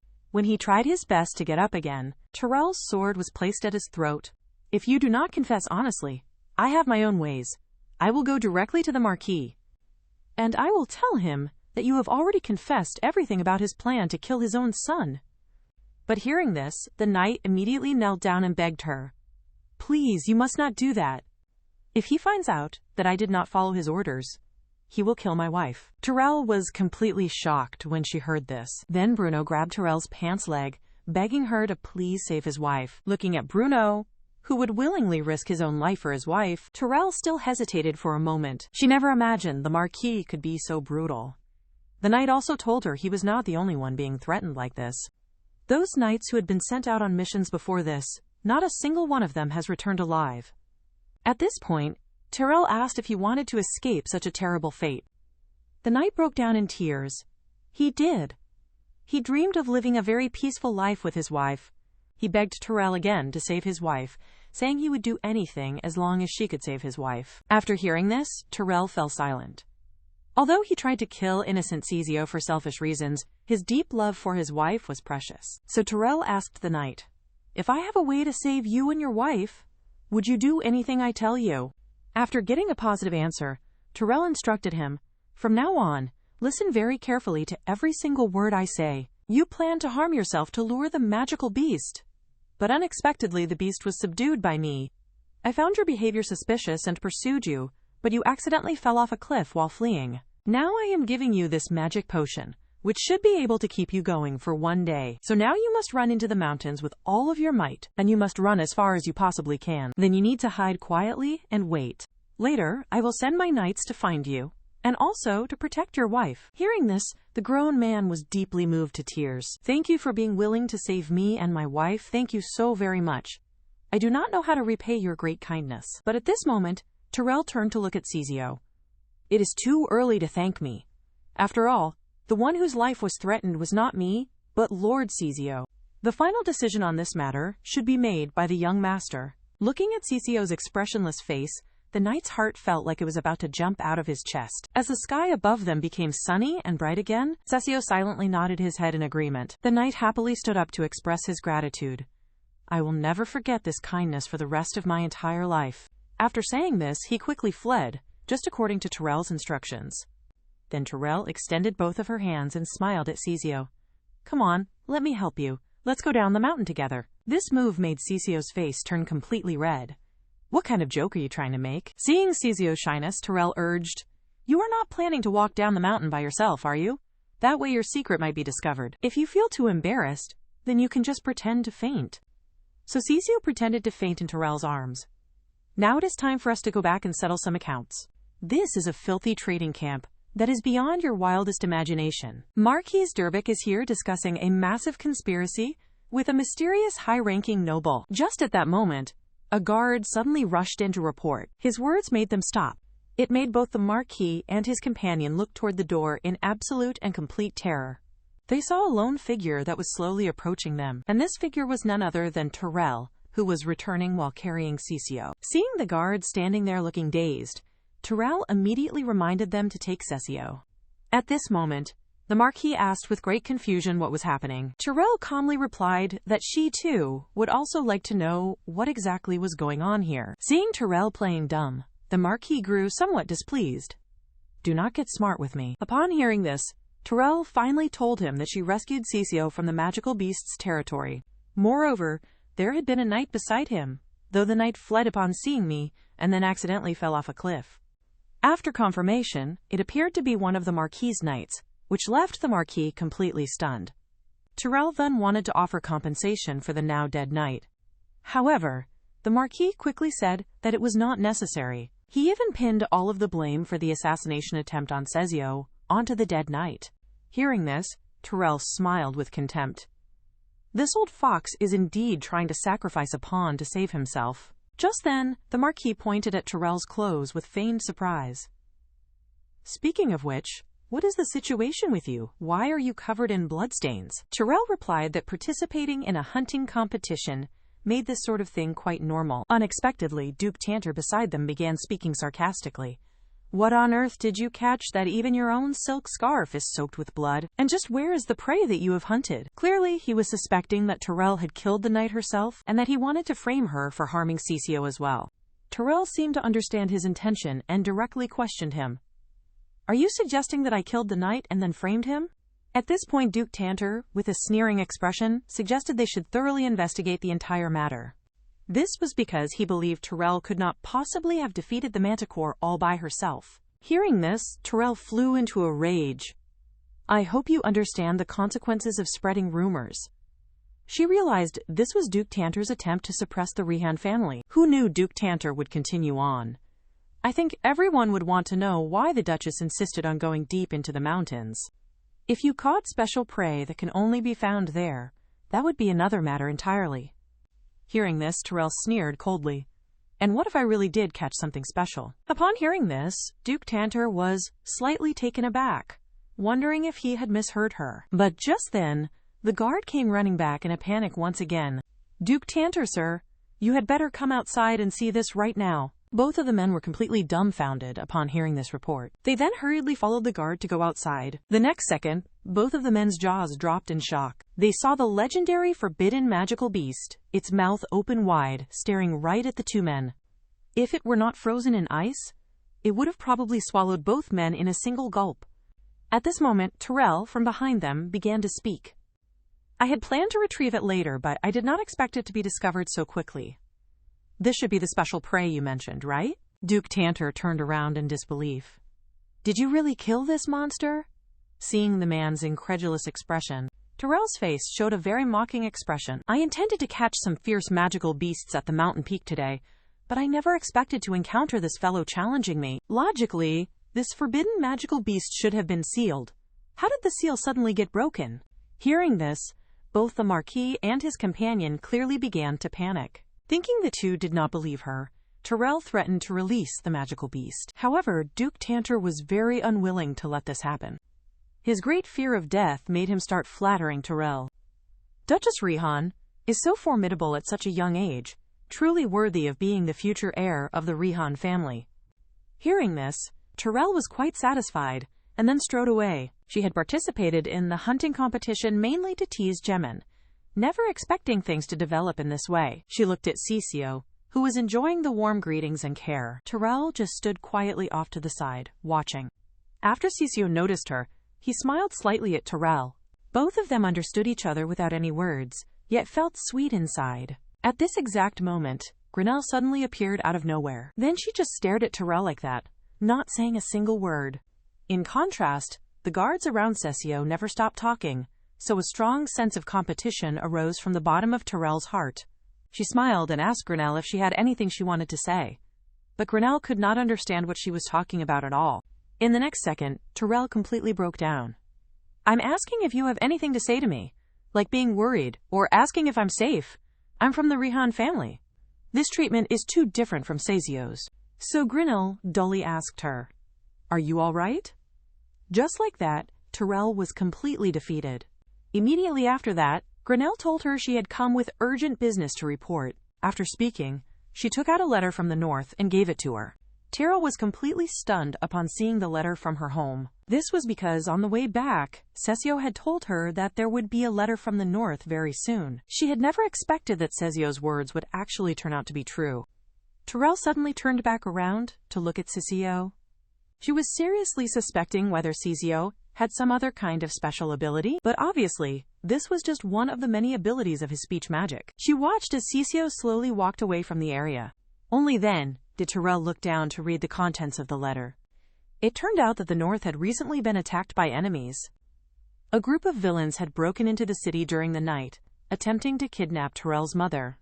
Although they did not succeed, the Duchess was still injured, so the Duke could not travel to the capital.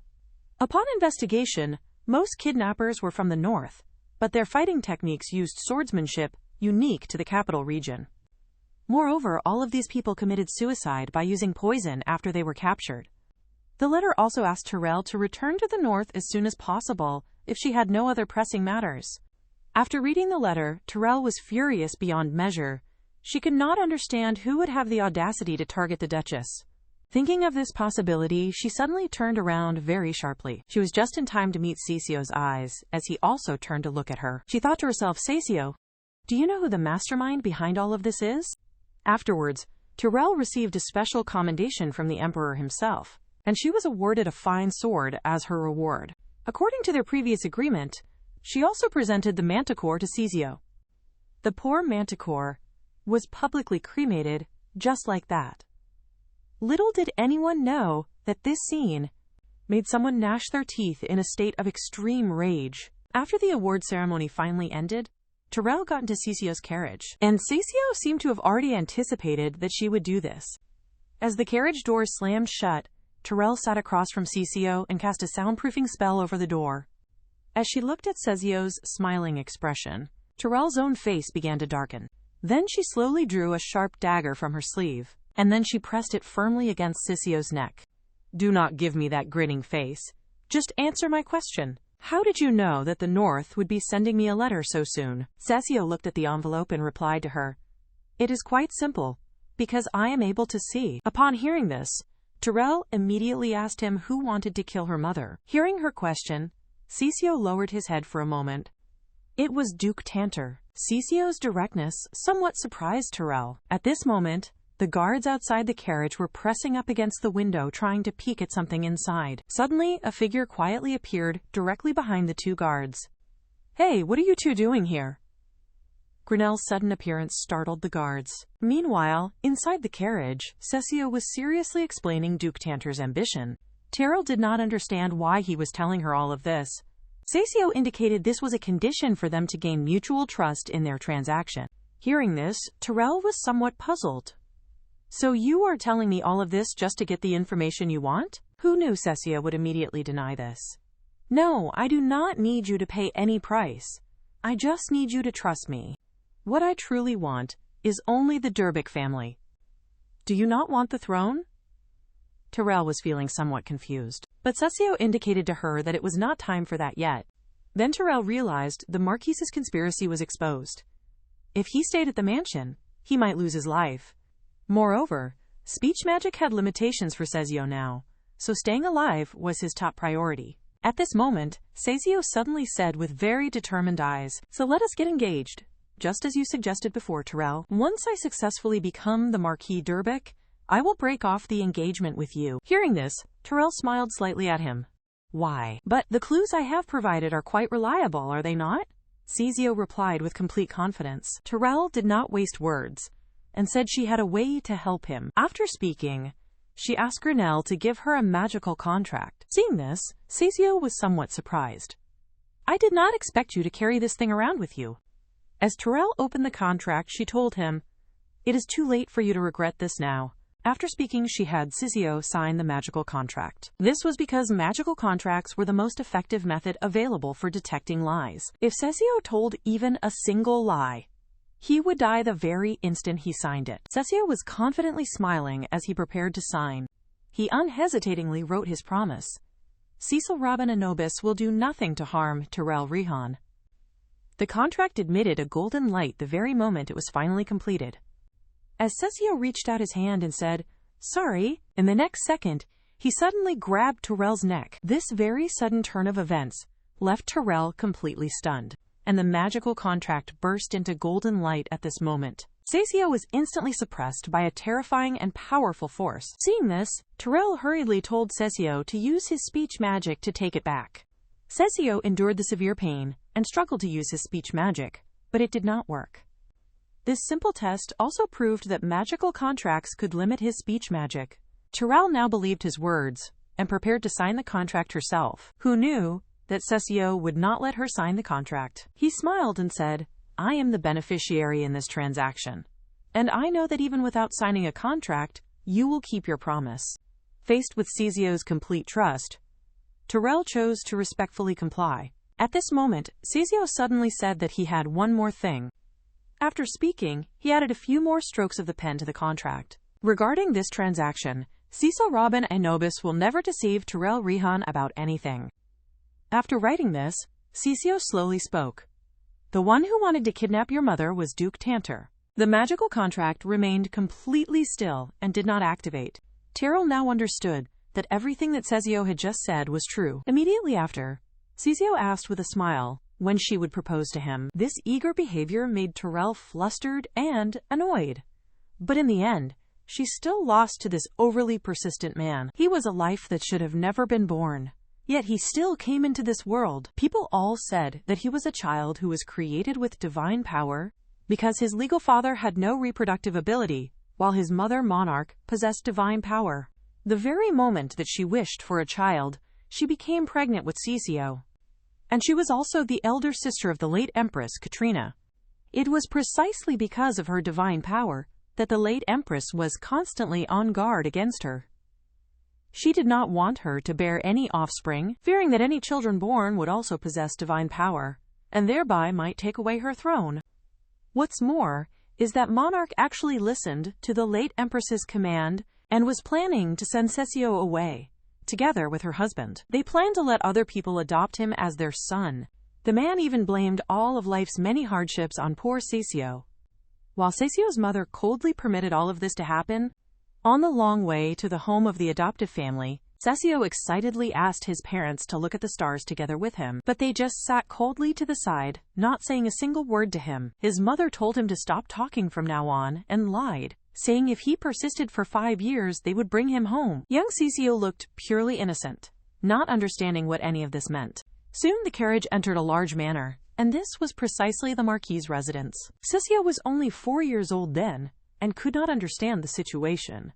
Although he felt extremely pained, he still kept to the promise with his mother. He used all his strength to not let himself cry out loud, thinking if he did this, his mother might change her mind. But his mother did not even give Cecio a single glance until the very end. The Marquis said that for him to take in Cecio, they must agree to one condition: to cut Cecio's leg tendons. This was because only in this way could he better control Cecio. To this demand, Cecio's mother simply chose to acquiesce. Once his mother had been very gentle and caring towards Cecio. But ever since his mother began to frequent the palace, she changed. She would not even spare Cecio an extra glance when she was leaving. Facing such a cold mother, Cecio still kept his promise to her. No matter how afraid or helpless he felt, he never spoke a single word again. He could only watch in despair as his mother and father departed. And the reason for all of this suffering was the late Empress Katrina. After that, Marquis Durbic cruelly severed Cecio's leg tendons. From that day forward, he started a new life in the Marquis's mansion. Blame, mockery, and contempt became part of his daily routine. And all of this happened because the late Empress was afraid of his divine power. At that time, Cecio swore an oath that he would make the late Empress pay for what she had done. This continued until the day he was told some news. The late Empress Katrina had been assassinated. In that single instant, he completely lost his reason for living. He no longer knew what purpose he should rely on to keep living his life. But while he was feeling lost and confused, Terrell approached him, full of hatred for Gemin. She had found him because she wanted to use him for her revenge. It was specifically because of Terrell's clever suggestion that his own interest was finally sparked. Since his own plan for revenge had already failed, he thought, why not join her in her own quest for vengeance? After all, he no longer had any other purpose or reason to continue living.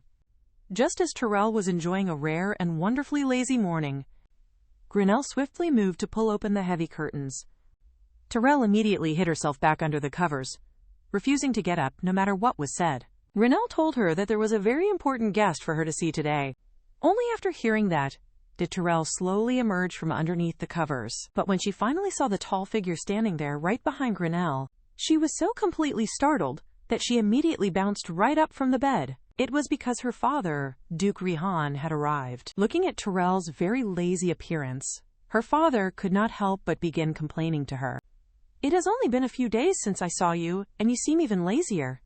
It looks like I must arrange some more training for you. Hearing this, Terrell's veins bulged with anger. Do you have any idea how I've been spending my days? You have not said one word of concern." Seeing that her father was about to say something in response, Terrell quickly interrupted him by asking about her mother's current condition. Who could have known that at the mere mention of her mother, her father would immediately brighten up, saying she had come along but was just resting. Indeed, for parents, true love is for each other, while their children are just happy accidents. After a moment passed, her father finally revealed the real purpose of his visit. He had received definitive news about a group of rebels in the north, and it was exactly the same group that had recently tried to kidnap Terrell's mother. Thinking about this, he then suddenly changed the subject, saying, "By the way, I originally sent you here only to show your face. But how did I hear the news that you are about to be engaged to some strange man? And I heard that today you are even going to propose to him. What is more important is that he is from the de Burke family. That sort of man has no qualifications at all to become a son-in-law of the Rihan family." Looking at her father's furious expression, as if he wanted to eat someone alive, Terrell quickly explained to him the deal she had made with Cecio, and she also described all of her recent experiences during this difficult time. When her father had finished listening to her, he fell into deep thought. A former prince who only desired a simple marquis title. This whole situation made him very suspicious. However, because his own daughter did not seem to have any objections to it, then he naturally did not have any real objections to it either. And in order to help this future son-in-law of his establish himself at the Marquis's mansion, he even offered a few helpful suggestions to improve Terrell's current plan. This made Terrell feel a little bit embarrassed by his support. The very next day, she took a carriage to the de Burke mansion to make her proposal. On the way there, she took out the special ring she had prepared for the engagement. She then asked Grinnell if she remembered to bring a small glass bottle with her. Without saying a single word, Grinnell produced a glass bottle that was filled with deadly poison. This discovery left Terrell completely flabbergasted. How can you carry such a dangerous thing with you? But setting her complaints aside, she still accepted the small glass bottle from her. Grinnell could not help but ask with curiosity what she planned to do with that bottle. As the saying goes, some secrets cannot be revealed. Terrell only told her she would use the glass bottle to perform a miracle. The Marquis's wife, who previously wanted to strike Terrell every single time she saw her, now seemed to be completely at a loss when they finally met with each other again. The old phrase, bullying the weak and fearing the strong, was perfectly embodied by the Marquis's wife. Looking at the Marquis's wife as she tried her best to maintain her composure, Terrell smiled slightly. Just as she was about to continue her teasing of the Marquis's wife, Marquis Durbic suddenly interrupted the conversation between them. He told Terrell not to come looking for Cecio anymore. Terrell expressed her confusion about this, but the Marquis said sanctimoniously that his decision was for Cecio's own good. Upon hearing his words, Terrell gave him a very cold smile. "I do not believe that you have the right to say things like that, because Cecio has already agreed to become engaged to me." Upon hearing this statement, Marquis Durbic was completely and utterly shocked. He quickly turned his head around to ask Cecio for the truth of the matter. When he saw Cecio nodding his head silently, the Marquis's wife was also completely dumbfounded. Meanwhile, Terrell calmly stated that she had come to the mansion today to formally propose.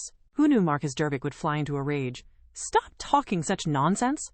How can Cecio, who cannot even walk, possibly marry you?"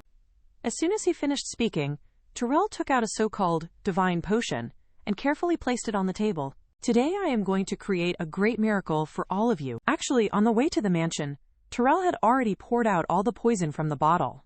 Then she took a simple cup of water, and she poured the clean water into the empty bottle.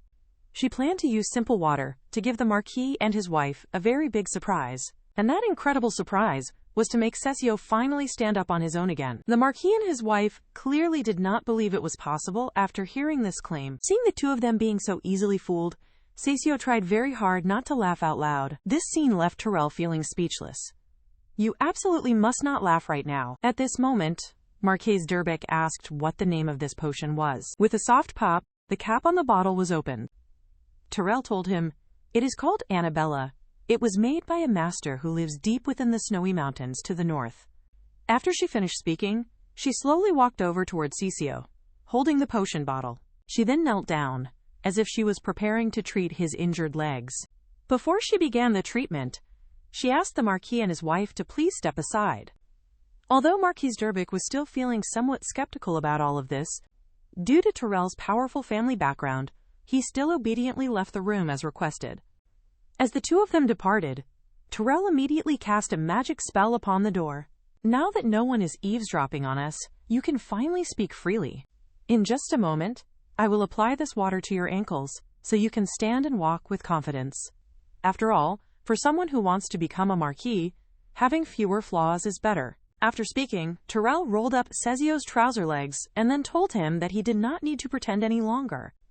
Watching Tyrell as she was busying herself for his own sake, Cecio showed her an incredibly sweet and genuine smile, but for some reason, this smile made Tyrell feel inexplicably angry in her heart, because she was thinking that Cecio was laughing at the fake name she had just improvised for the potion. But finally seeing him looking so happy, Tyrell decided she did not mind it. Instead, she just stood up, preparing to give him a little surprise of her own.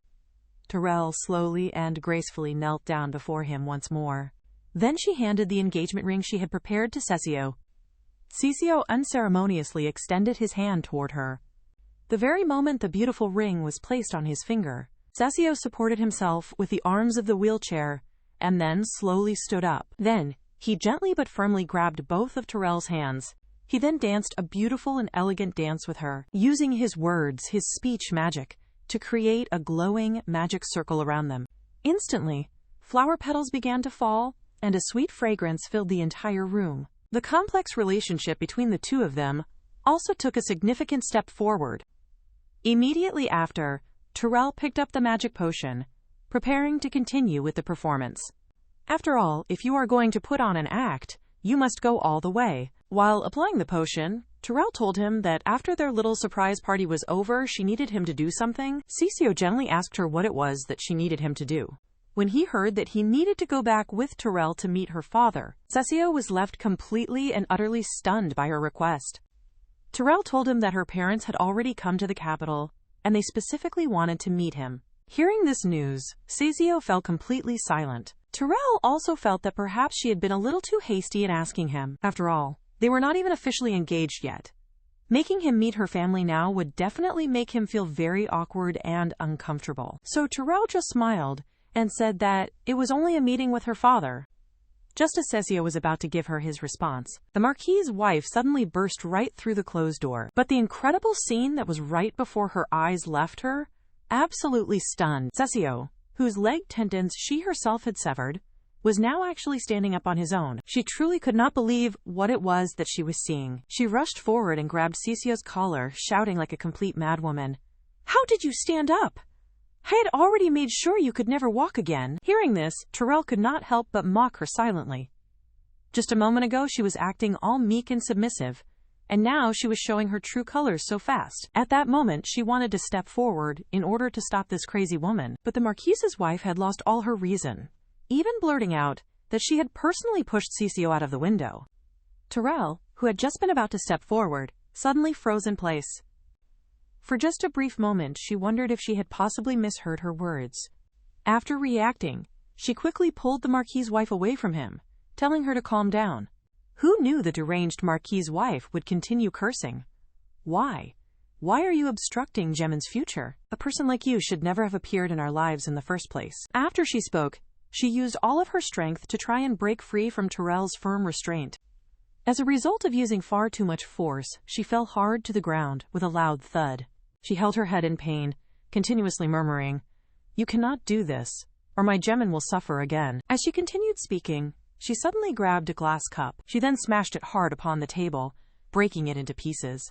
Then, trembling, she picked up a sharp shard of glass and whispered to him, "Cecio, aren't you supposed to be a child who cannot walk? Mommy will make you go back to how you were before. I will sever your tendons again. Good boy, it will not hurt you at all. Just come over here." Just then, Tyrell grabbed the Marquis's wife's hand and angrily scolded at her. "Watch your own behavior. Just look at what you have become right now."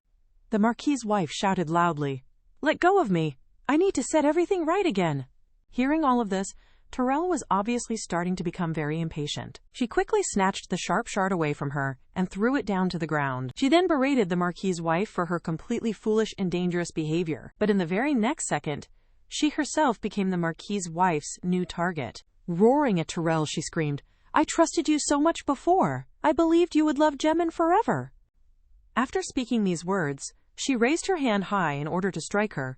Unable to dodge out of the way in time, Tyrell could only close her eyes. With a very loud slap, Cecio actually took the powerful blow in place of Tyrell. Looking at the fresh, red wound now on Cecio's face, Tyrell was completely shocked by his action. Meanwhile, the Marquis's wife mocked them from the side. You are quite sensible. This was all of your fault to begin with. It is only right that you took that beating for her. Who told you that you could stand up again?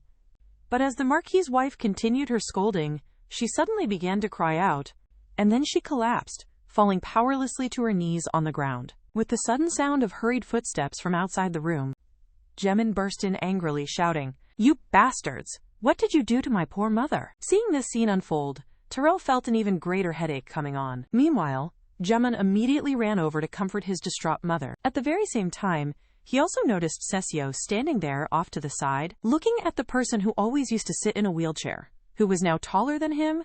Gemin actually began to tremble completely involuntarily at the sight. At this moment, the Marquis's wife stood up and called out Gemin's name. Only then did Gemin notice that his mother's hand was seriously injured, just as he was preparing to attack Cecio in a fit of rage. Tyrell's loud shout immediately interrupted him, warning him to stay far away from her fiancé. Hearing his own former fiancé say such harsh words to him, Gemin very nearly died from his overwhelming anger.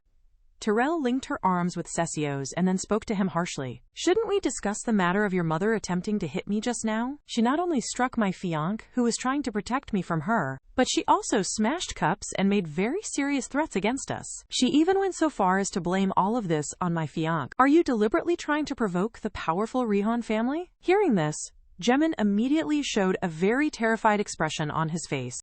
Tyrell told him that as long as they disappeared from her sight right away, she would let bygones be bygones.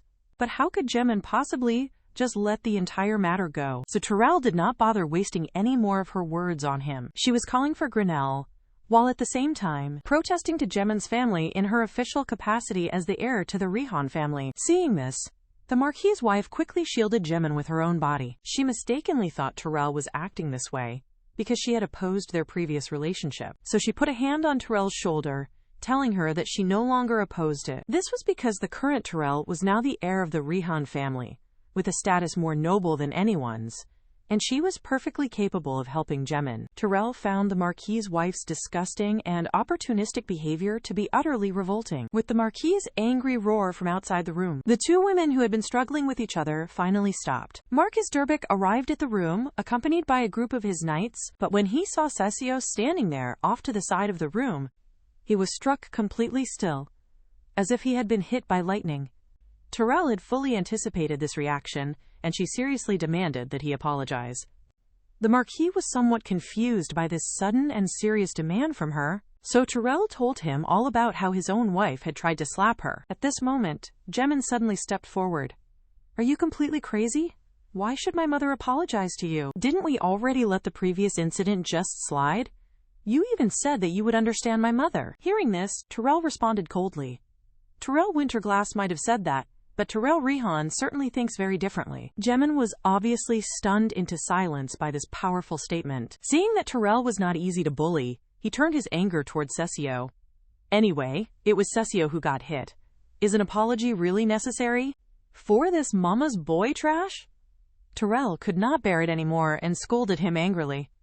"If you cannot personally kneel and beg us for forgiveness, then you should shut up." Seeing that Gemin was about to say something more in response, the Marquis immediately told his son to be quiet. He then personally bowed his own head in a formal apology to Tyrell. With things having now reached this particular point, Gemin could only swallow his anger. Seeing that everyone was now present, Tyrell announced something important to them all. She declared that she was taking Cecio to live at the Rihan mansion for a little while. Who knew that Marquis Durbic would immediately object to this decision, saying it was absurd for her to take him home before they were actually married. But when Tyrell replied that it was her father, the Duke, who wanted to meet him, the Marquis's expression immediately became very terrified. Just like that, Tyrell swaggered away from the room with Cecio, leaving the Marquis behind, who was still trapped in his own fear.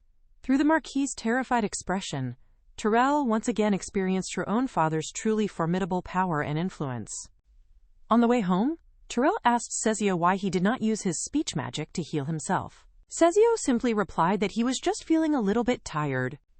So Terrell opened up her small box and started to rummage around inside it. While dropping some medicine onto her hand, she then told Cecio to bring his face a bit closer. At first, Cecio felt that he was a little bit embarrassed by her actions. But what kind of man could possibly resist a gentle and caring young woman? He was looking at the girl in front of him, who was carefully tending to his wound. Cecio's heart was gradually moved by her gentle care. He wondered, was this what it really felt like to be cared for by someone?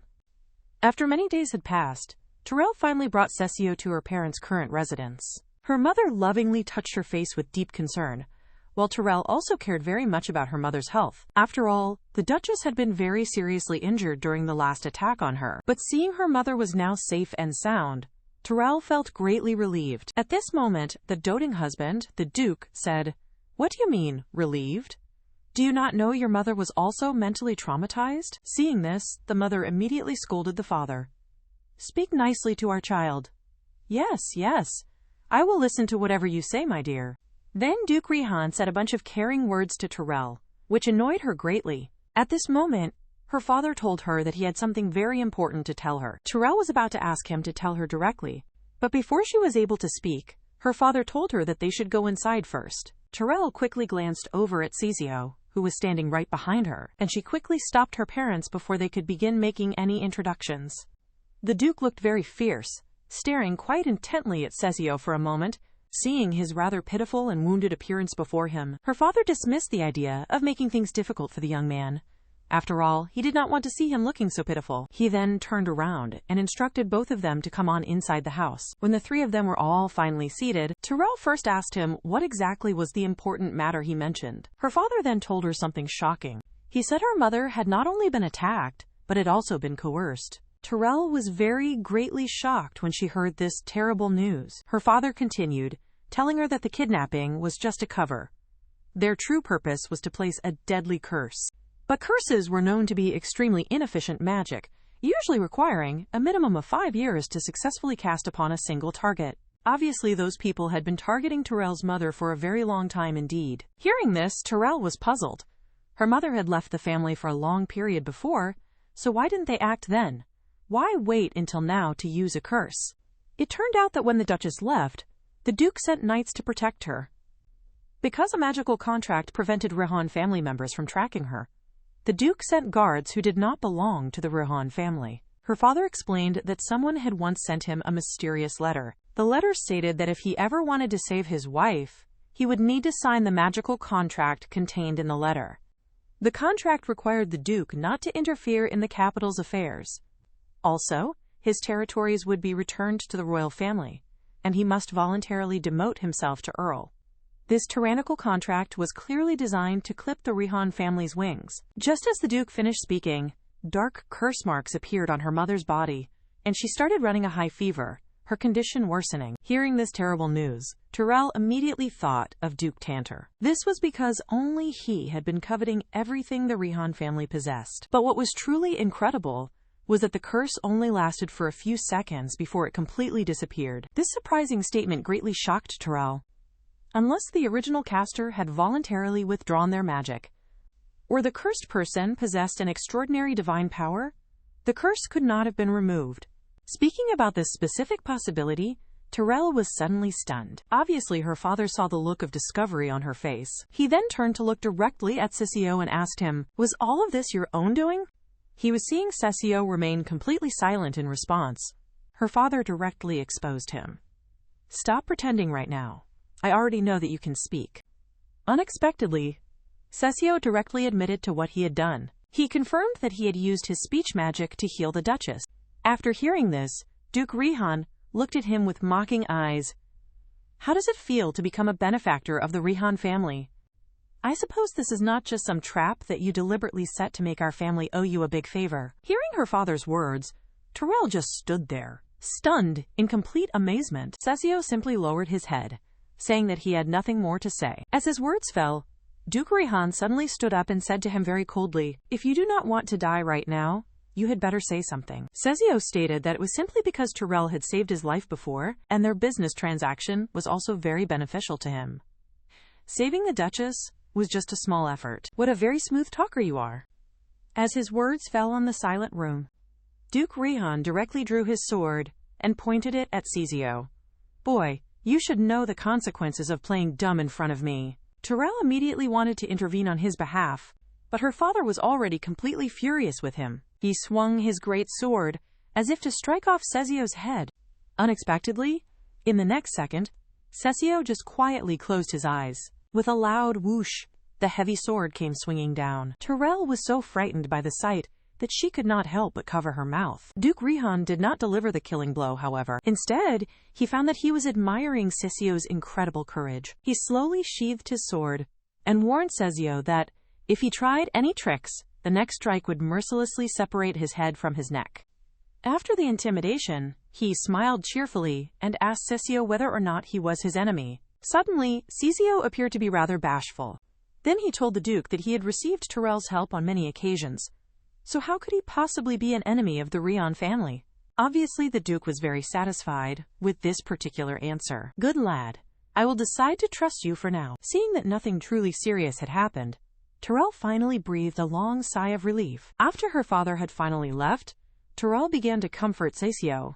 "That must have given you quite a scare, did it not?" Little did she know that Cecio had anticipated this entire situation all along. Just then, Cecio suddenly reached out his hand and gently caressed a single strand of Terrell's hair. Then he brought the strand of hair to his lips and gently kissed it. This surprising and romantic scene left Terrell completely stunned. Meanwhile, back in the busy imperial capital city, Duke Tantor was in a completely furious rage. "I know that I clearly placed a deadly curse on her, and the spy I planted in the Rihan family also confirmed it." He simply could not understand why the curse had vanished in an instant. So many years of his careful planning had completely crumbled away without leaving a trace. Now only 2 people remained in the world who could use such powerful curse magic. And he was currently plotting an even grander and more dangerous conspiracy. He was plotting this at this very crucial moment. As long as he successfully completed this ultimate curse, the Rihan family would be completely destroyed. This way, no one in the empire would be able to hinder him anymore. And then he would manipulate his puppet emperor to control the entire empire. This puppet emperor would be both empress and saint, the proud daughter of heaven who wielded all the empire's political and divine power. She was also the only human who was considered closest to being a god. She blessed all of the people, and she was constantly protecting the lives of her subjects. When the great droughts came and all the farmlands had withered away, she would be the one to create miracles through her own divine power. With just a single word from her lips, she could summon the wind and the rain, selflessly giving everything she had for her people. Omniscience referred to her amazing ability to know all things, and her power of clairvoyance. Meanwhile, the term omnipotence was used to describe her great skills in speech magic. Hearing this explanation, Terrell finally understood why Cecio was able to use speech magic. It was because he had officially inherited the royal bloodline. But luck was something that no one could explain clearly. If Cecio truly had good luck, he would not have had to live under someone else's roof. But Cecio did not think so, because he felt that meeting Terrell was his greatest fortune. This comment made Terrell's face flush a bright shade of red. She somewhat shyly scolded him for talking such nonsense to her again. But just then, Cecio, suddenly and without warning, collapsed to the ground. His face looked very haggard, and he appeared to be in a great deal of pain. After a careful examination, they discovered that Cecio had fainted from physical exhaustion caused by overusing his magic. They were told he would recover after resting for just a few days. Only then did Terrell finally realize that speech magic was truly harmful to the user's body. And she realized that this so-called divine power also required paying a very steep price. Before leaving, Grinnell told Terrell that the Duke wanted her to come to his study. She said it was not urgent, but he really wanted to talk with Terrell very soon. Hearing this, Terrell felt somewhat speechless. Weren't her father's words a little bit contradictory? Just as Terrell was complaining about her father, Cecio suddenly sat up from the bed. "If I continue to use my speech magic, the consequences will not be as simple as just fainting." Hearing this, Terrell turned to look at him. "You are awake.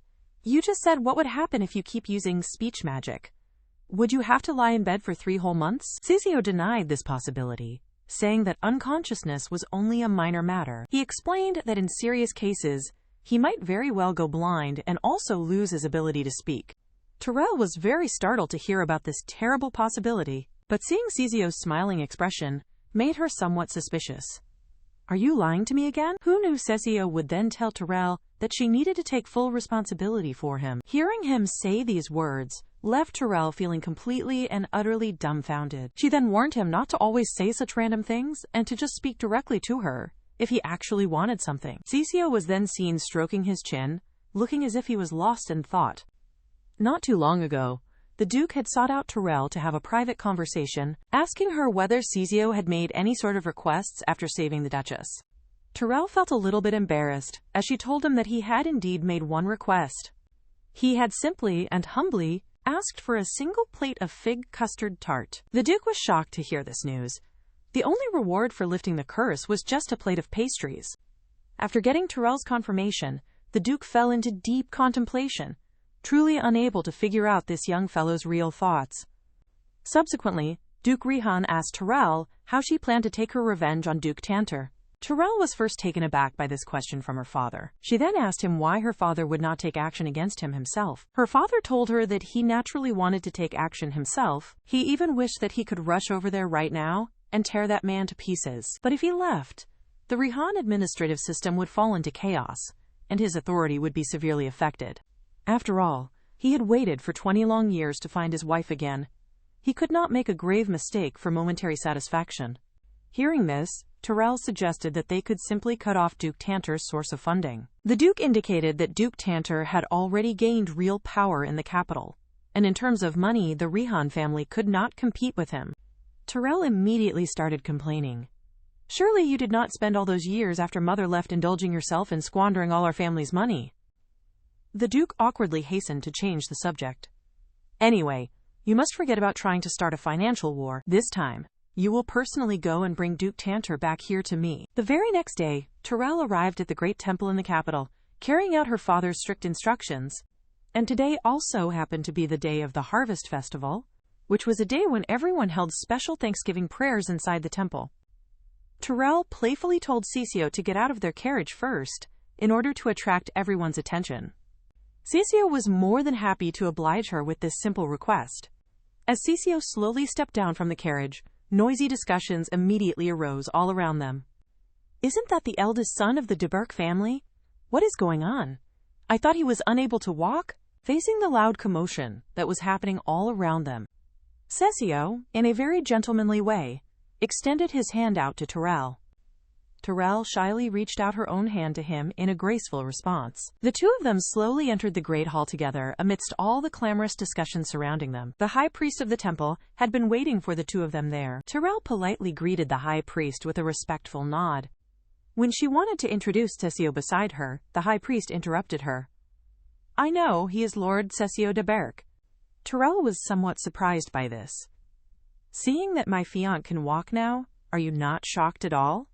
After saying this, Terrell realized that she had called him her fiancé a little too early, but the high priest did not seem to mind, instead expressing that their marriage was just around the corner and offering her blessings in advance. She then told Terrell she had one question. How had Lord Cecio de Burke's legs been healed so miraculously? Terrell simply replied that it was all due to some divine protection. The priest did not pursue the matter any further after hearing this response. At the same time, Terrell also clearly stated her true purpose for coming here today. After she had finished speaking, Grinnell approached her, carrying a large treasure chest. The high priest was slightly taken aback when she saw this magnificent sight. The very large chest was completely filled with large, shining gold bars. Terrell indicated that these were only a small token of sincerity from the Rihan state to the great temple. The high priest's eyes went wide with surprise upon seeing this generous donation. Subsequently, Cecio entered the inner temple and gazed up at the large divine statue. Seeing this, Terrell looked toward the high priest. Perhaps we should leave here now and let the young lord pray to the statue quietly. As the great doors of the temple closed, Cecio remained all alone inside the temple. Looking up at the divine statue, Cecio finally asked the question that had been buried deep inside his heart for many years. Why did you give me the incredible power of speech magic? And why did you even bring me into this world? Katrina was my only reason for living, so why did you decide to take her life away from me? I was born through speech magic, and I gained supreme power. But I have never coveted having such power. My entire life was destroyed because of speech magic, and my plans for revenge have all turned to useless bubbles. Only godlike beings should ever be able to use this kind of immense power. So I must always try to maintain my kindness. I desperately want to rid myself of this curse-like ability. But I cannot do without it before I finally ascend to the throne. So until that day finally arrives, I can only put on a believable facade of goodness. Even with all of that, I find that I am still grateful. I am grateful for Terrell Rihan. I had originally only wanted to help her achieve her own revenge, but now things are becoming much more and more interesting to me. However, my current feelings for her are not that deep yet either. After Cecio finally came out of the inner temple, the high priest once again congratulated the two of them on their engagement. She then offered them her most sincere and heartfelt blessings for their future. Terrell thanked the high priest, feeling secretly delighted deep inside her heart. Now that even the high priest has personally blessed us, it will be very difficult for Marcus Durbeck to refuse our marriage. Just at that moment, a knight suddenly shouted out very loudly. With the cry, "The captain of the knights approaches!" A white-haired woman slowly entered the great square. She came to stand before Terrell and her companion. "May I please have a moment of your valuable time?" The woman is Countess Enhart, belongs to a knight commander family, which produced knight commanders for generations. Both her son and daughter-in-law became commanders, but the next day they came dead. In coffins, she was left alone with her grandson Nebbit to live, so she promised to protect him at any cost. But later, her grandson became very ill due to lung illness. Countess pleaded Terrell to help her cure Nebbit, since she made Cecio to walk back again. But Terrell denied about the cure and said it was all by Cecio. Commander pleaded. Terrell agreed to try her best, but with one condition. Terrell wanted Commander's support for fiancé to help him become the Marquise. The commander agreed, and all of them went to cure Nebbit. On the estate, both were waiting, yet Terrell doubted if Cecio could do it. Then the Countess brought her grandchild, and he seemed very ill. Terrell then asked everyone to leave as it was a family secret to do the treatment.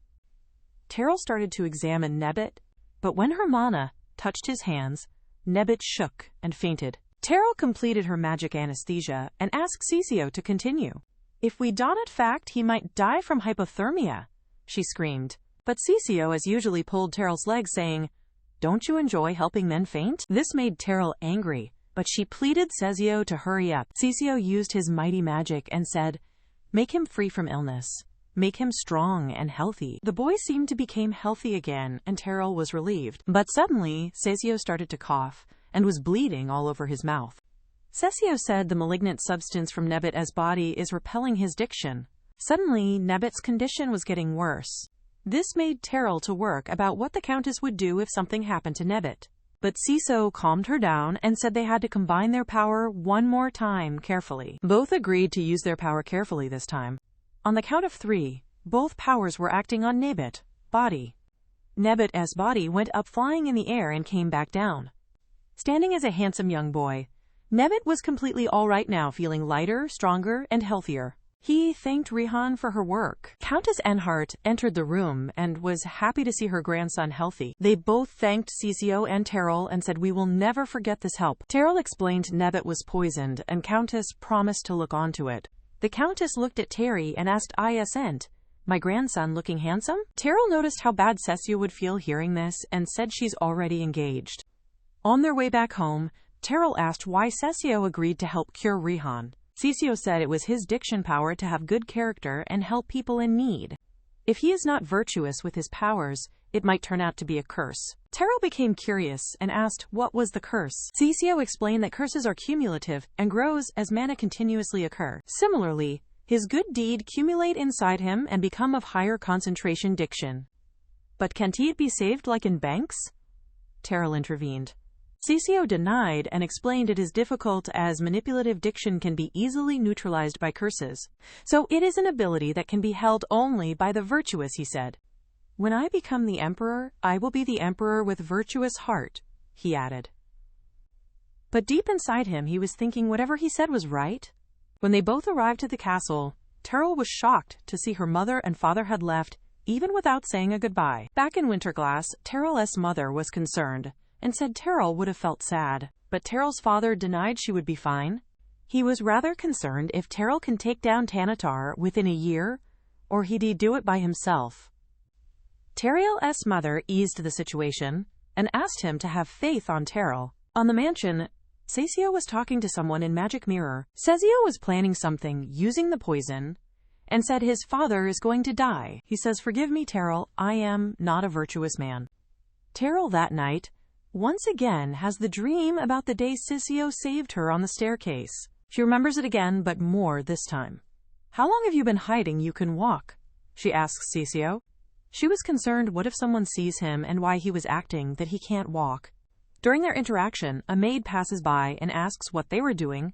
Terrell said it was nothing and moved away. Then she wakes up from the dream, confused. Grinnell shows up near the bed and says, "Cecio's parents have come to meet you." Terrell agrees and asks them to meet after breakfast. Marquise then talks about the rumors of Cecio and Terrell offering gold bars in temple and their engagement. He questions about her motive behind it. "Is it because Gemin left you?" He interrogates. He slams on the table and says it's all drama. You can fall in love with Cecio, but planning to do something with this engagement. He then makes a harsh statement that the heir of Rihan would see Cecio not as a potential lover, but just a piece in her chess game. But Terrell stops in and says, "If so, why did you plan to kill him?" Marquise was shocked hearing this and said, "You must be joking, right?"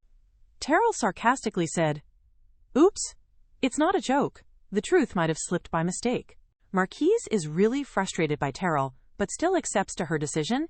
He also thinks Terrell loves Cecio for his good looks. He is frustrated and still says, "Do whatever you want, but you will regret this decision." Later the day, Terrell explains all this, and Marquise he agreed for the engagement. Also asked Cecio if the staircase incident was the only memory he erased from the memory. Cecio agreed and said it was the only memory he erased. But on back of her mind, she wondered if there were other memories that were erased by Cecio.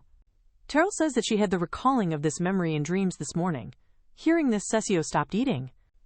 "What do you think I saw?" she asked. Cecio was running out of words. "He did nothing harm, but only the day he did erase memory." "Then what about my drawing you had?" Terry asked. She declared everything was uncertain, and it was difficult for her to understand how and why everything was happening. Cecio stopped eating and said he'd done everything for their goodness. But Terrell was not ready to leave. "If you had erased my memory, what are you trying to hide? Did you figure out any weakness of mine?" But Cecio disagreed with everything, and he leaves the room without any proper answer. Terrell was curious to know about more, but Cecio kept as a secret for later. Soon after the Emperor's approval, they got engaged with each other. They both kept the event close, with minimal guests invited. Everyone were enjoying the moment. But little did both know what was about to come next. During the time of this ceremony, there was a ball being held to celebrate the Harvest Festival. Butler then announced presenting her ladyship and Lord Cecio. The whole crowd got curious and saw both of them walking down the lane. "Oh my God, can he really walk?" Everyone was amazed. Terrell held Cecio's hands, and they walked down the stairs together as a couple, and this gathered everyone's attention. Suddenly a man asked, "How are you?" It was Baron Winterglass, Terrell's uncle. He was the one who used to stop Terrell going out with Gemin back then. There used to be constant fights among both, and Terrell opposed him always. On a heated argument at that time, Terrell got so angry that she even was ready to burn the house down. Uncle ran away from that place in fear, and all these were running back in her mind. "It's been so long I haven't even got a letter from you, Terrell," he asked. Terrell sarcastically replied that Uncle might have been still angry on her for threatening to burn his house down. "We are a family, and no grudges are kept between us," he said. But deep inside, Terrell knew he didn't forget a single event. He loudly brings up her real father, trying to provoke her. But the arrival of the Emperor interrupts him just in time. He mutters again, trying to convince her to let bygones be bygones. But, without warning, Terrell stomps on his foot hard, and the Baron screams in pain as people around them react. She warns him coldly to be careful if he wants a long life. He panics and embarrassingly wets himself in front of the guests. Terrell sarcastically tells him to leave before others notice. She turns away with a calm smile, completely unfazed. Cecio joins her and says it looked like she really enjoyed that. And Terrell doesn't reply but clearly feels no regret. A young noblewoman with pink hair appears, greeting them politely. She compliments both Terrell and Cecio.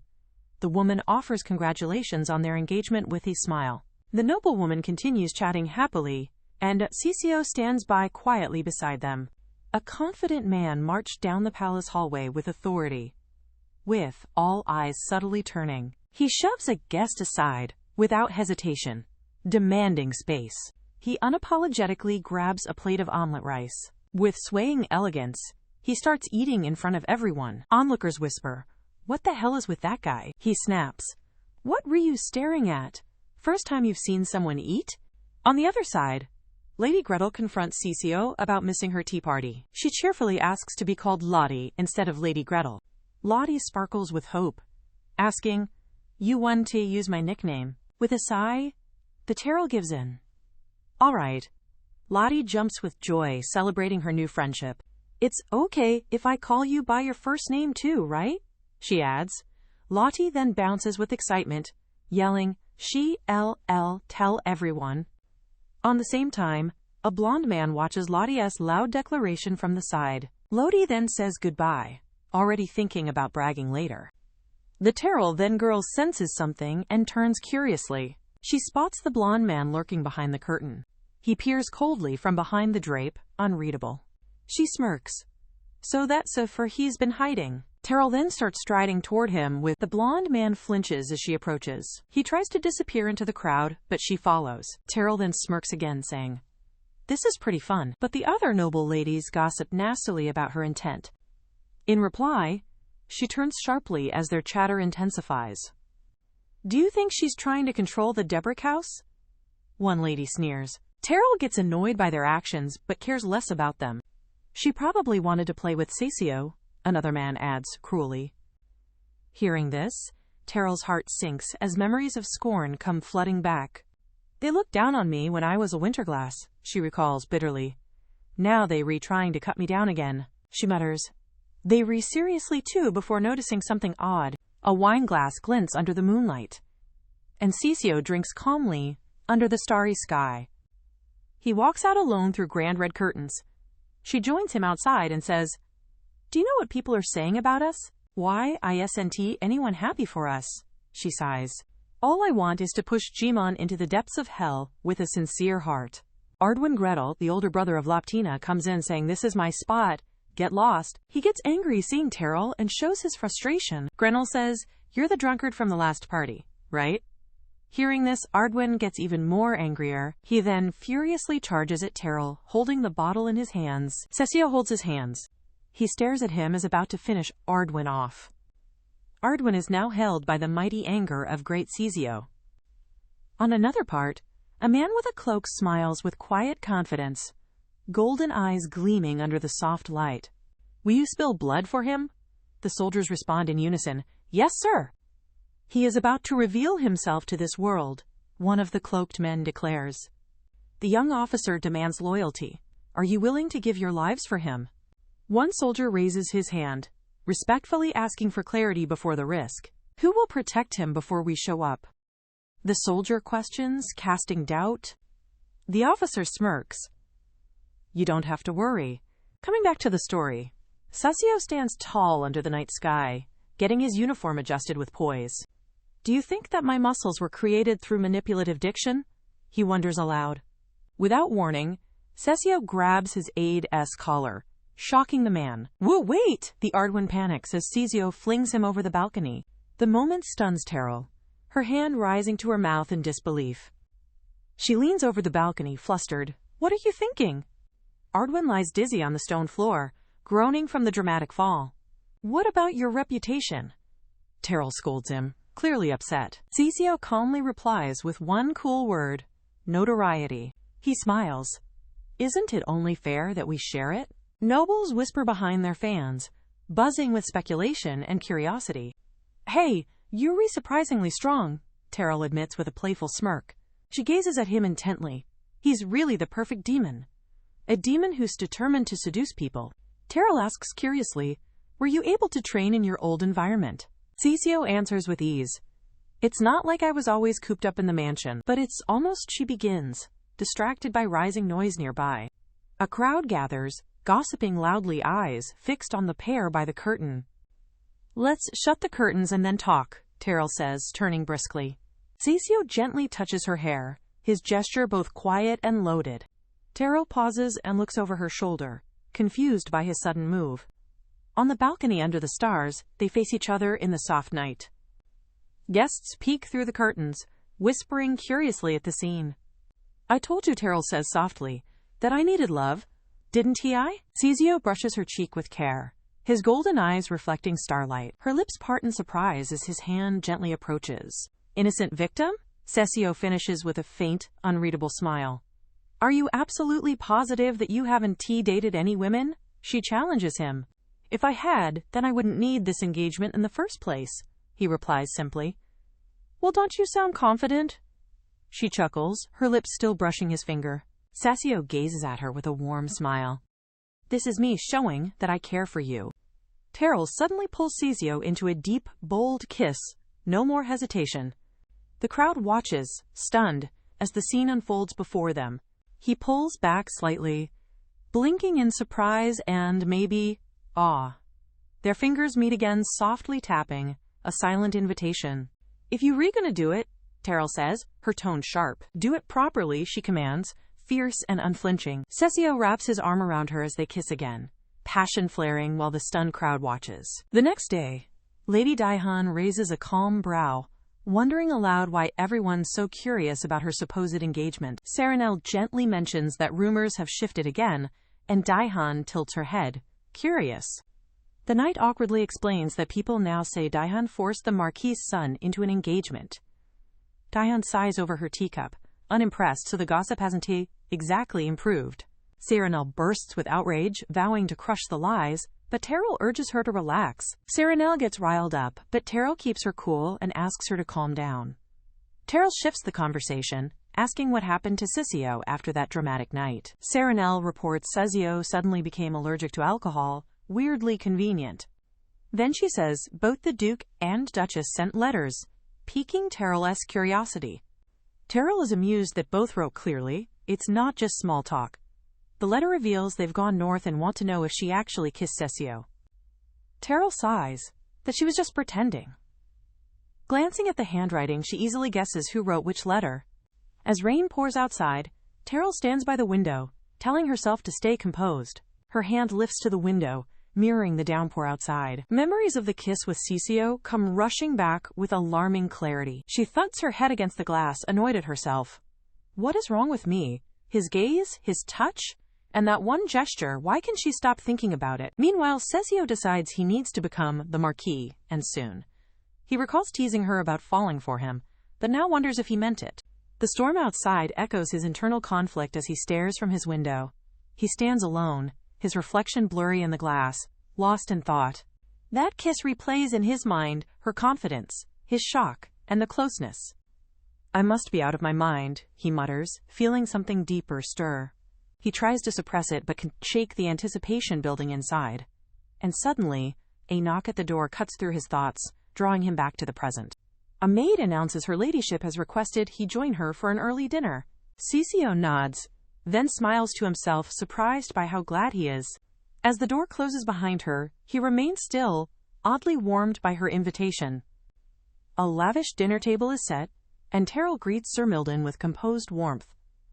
As they begin eating, she mentions she also had a question for him. She brings up what he once said on the mountain about knights being treated as expendable. Mildon confirms that many did resign and quietly disappeared. Terrell presses, was there no effort to find out where they went? Mildon answers honestly, saying most people believed the Marquis punished them. She frowns, asking why everyone just accepted it and stayed silent. Mildon explains the lower-ranked knights had to choose silence to survive. With sharp eyes, Terrell asks if the knights knew the truth, would they still stay? Hearing this, Mildon goes into utter shock, but Mildon slams his hand on the table, refusing the deal. He cries out in fear, certain that he and his wife will be killed if he betrays his masters. He desperately asks Terrell, "Didn't you promise to protect my wife?" Terrell calmly tells him she already sent his wife somewhere safe. Also, Terrell promises his wife won't be hurt, and Sir Mildon stammers in surprise. But then Terrell gives him a cold look and says his life is a different story. She gives him two choices: make a new deal, or spend his life hiding. Sir Malden realizes with a scared face that they plan to make Lord Cecio the new leader. He starts crying, worried that if their plan fails, he'll die and his wife will be all alone. Cecio, who has been quiet this whole time, just gives a small, creepy chuckle. Cecio finally speaks, surprising everyone, and tells Malden they forgave him, but Sir Malden is totally shocked because he thought Cecio couldn't speak at all. As lightning flashes outside, Cecio asks if Malden really thinks the knights he worked for were good guys. Stunned, Sir Malden stammers, asking Cecio how he's able to talk. Cecio just picks up a bottle and asks a question of his own. While pouring wine, Cecio asks why he would ever tell his big secret to Sir Malden. Malden realizes something awful. If he says no to the deal, they will kill him. Cecio sees Malden's face and says he looks like he thinks this is unfair. Sir Malden reminds them, "Didn't you try to kill me too?" which leaves them speechless. Terrell sighs and rubs her forehead, looking tired of all this. Cecio smiles and says he has one more question for Malden. We see a quick flashback to a monster as Cecio asks why the old leader chose Malden to kill his own son. In the dark and stormy room, Cecio asks again, why, out of everyone, did they pick him? Cecio's eyes narrow as he starts to put the pieces together. He figures it out. It must be because Malden has done this kind of dirty work before. Terrell then crosses her arms and agrees that it's a very important question. Cecio remembers Malden talking about people who mysteriously disappeared. He finally accuses him directly, asking if Malden was the one who made them all disappear. Hearing the truth, Terrell slams her hands on the table in pure anger. Her eyes start to glow with magic as she gets mad about him betraying his fellow knights. She stands up, her dress sparkling with ice, and creates a sword made of ice, yelling, "You make me sick!" She smashes the sword down and ice spreads across the whole floor. The ice traps Sir Malden, and he yells that he didn't have a choice. He screams in pain as the ice covers his legs. Terrell walks toward him and asks if having no choice is a good enough excuse. As Terrell points her sword at him, he begs her to spare the young lord.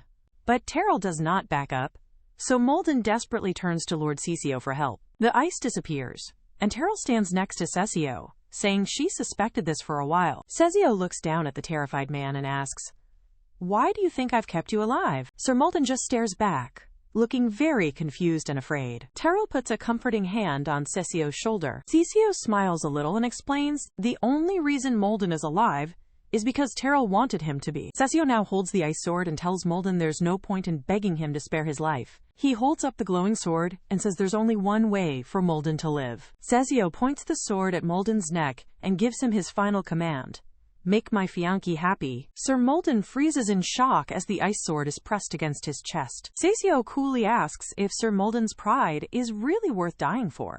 As Sir Malden begs for his life, Terrell's voice cuts in, simply saying, "Enough." Terrell gently stops Cecio by placing a hand on his shoulder. At her touch, Cecio's magical ice sword disappears into thin air. Terrell gives Sir Malden a serious look, reminding him that her message should be clear. Terrified, Sir Malden quickly promises to do whatever they ask. The water from the melted ice sizzles around his boots. The ice on the ceiling melt and drip down as the tension slowly fades. Completely defeated, Sir Malden collapses to the floor, breathing heavily. Terrell informs him coldly that he is no longer a free man. She declares he's under their control until Cecio becomes the next Marquis. Somewhere else, the Duke yells at his son for accepting the engagement. The Duke's brother calls him a fool, just as he was 30 years ago. The Duke argues there's no point in refusing now that the couple lives in the same mansion. His brother finds that excuse to be completely ridiculous. He slams his fist on the table, angry at his brother's weakness. He thinks the Debricks have given this little witch the power to cause trouble. He also believes he knows exactly why Cecio agreed to this engagement. His theory: once Cecio is Marquis, she plans to destroy the entire Debrick family. He imagines them going to the Wallace territory to build their power. There, they will win the hearts and minds of the people. The Duke insists his family will never let someone without Debrick blood become Marquis. The brother points out this is the same man who was once unable to even walk. The Duke quietly picks up his tea, trying to calm the situation. He warns that powerful assassination squads are on the rise, some even able to kill a master. They discuss Terrell's strength, wondering if she has truly reached the master level. The Duke has a plan, Remembering how Terrell recently humiliated Baron Winterglass, the brother suggests a clever plot to turn Cecio and the Baron against each other. Their plan involves a hooded assassin, fake evidence, and a nasty rumor. They will frame the Baron by making it look like he hired assassins. Then, a hooded knight vows to personally take care of both Terrell and Cecio. The Duke coldly states that many knights are willing to sacrifice their lives for the family. Back in the dining room, the floor has become a sea of water from the melted ice.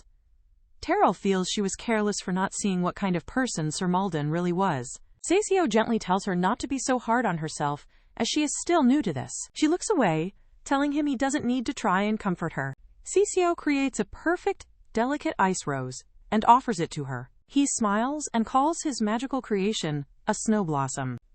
A little surprised, she thanks him and compliments his many talents.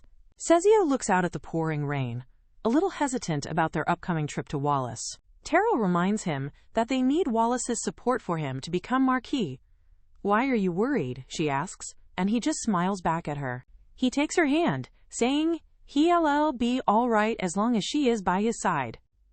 The next day, a horse-drawn carriage makes its way up a long road to a giant mansion at sunset. Inside the carriage, Terrell nervously asks Cecio about the Count they are about to meet.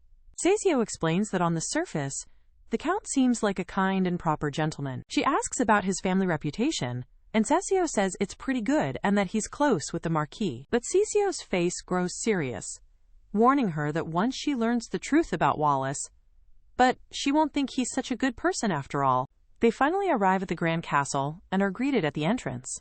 A man with a mustache warmly introduces himself as Count Erickson de Brie. Terrell introduces herself, with Cecio standing quietly beside her. She then presents Cecio as her fiancé, and the Count notes that the rumors must be true.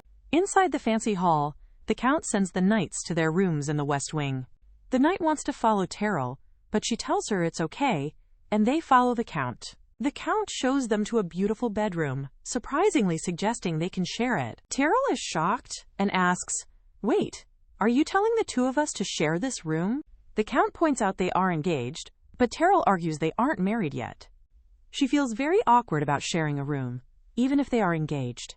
The Count pretends he made a big mistake and wonders aloud what to do. He offers his own room instead, a tricky offer Terrell knows she can't accept. With a tight smile, Terrell gives in and says it's fine, she'll just share with Cecio. The Count looks very pleased that his little plan worked. As the Count leaves, he wishes them a good night and closes the large doors.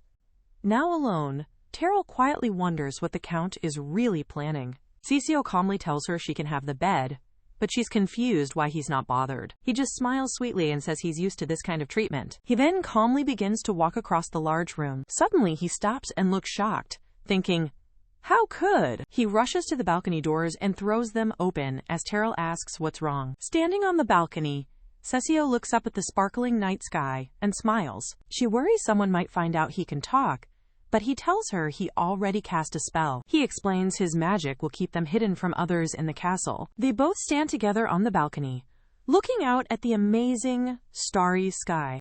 He grabs her hand, saying the view is even better from higher up, and pulls her along. Terrell is a little surprised by his sudden move, but follows him. He is now standing on the roof under the stars and holds out his hand to her. They sit together on the roof, and Terrell admits the view from up there really is beautiful. She sighs that it's a pity, and a curious Cecio asks what she means. Terrell explains that she's too worried about the Count's schemes to truly enjoy the moment. She playfully asks if he plans on using his powers to see the Count's true intentions. A cool swirl of magic appears beside Cecio as he begins to use his powers. They see a vision of the Count, reporting that he separated them from their knights. Terrell listens closely to the vision, and the other voice sounds very familiar.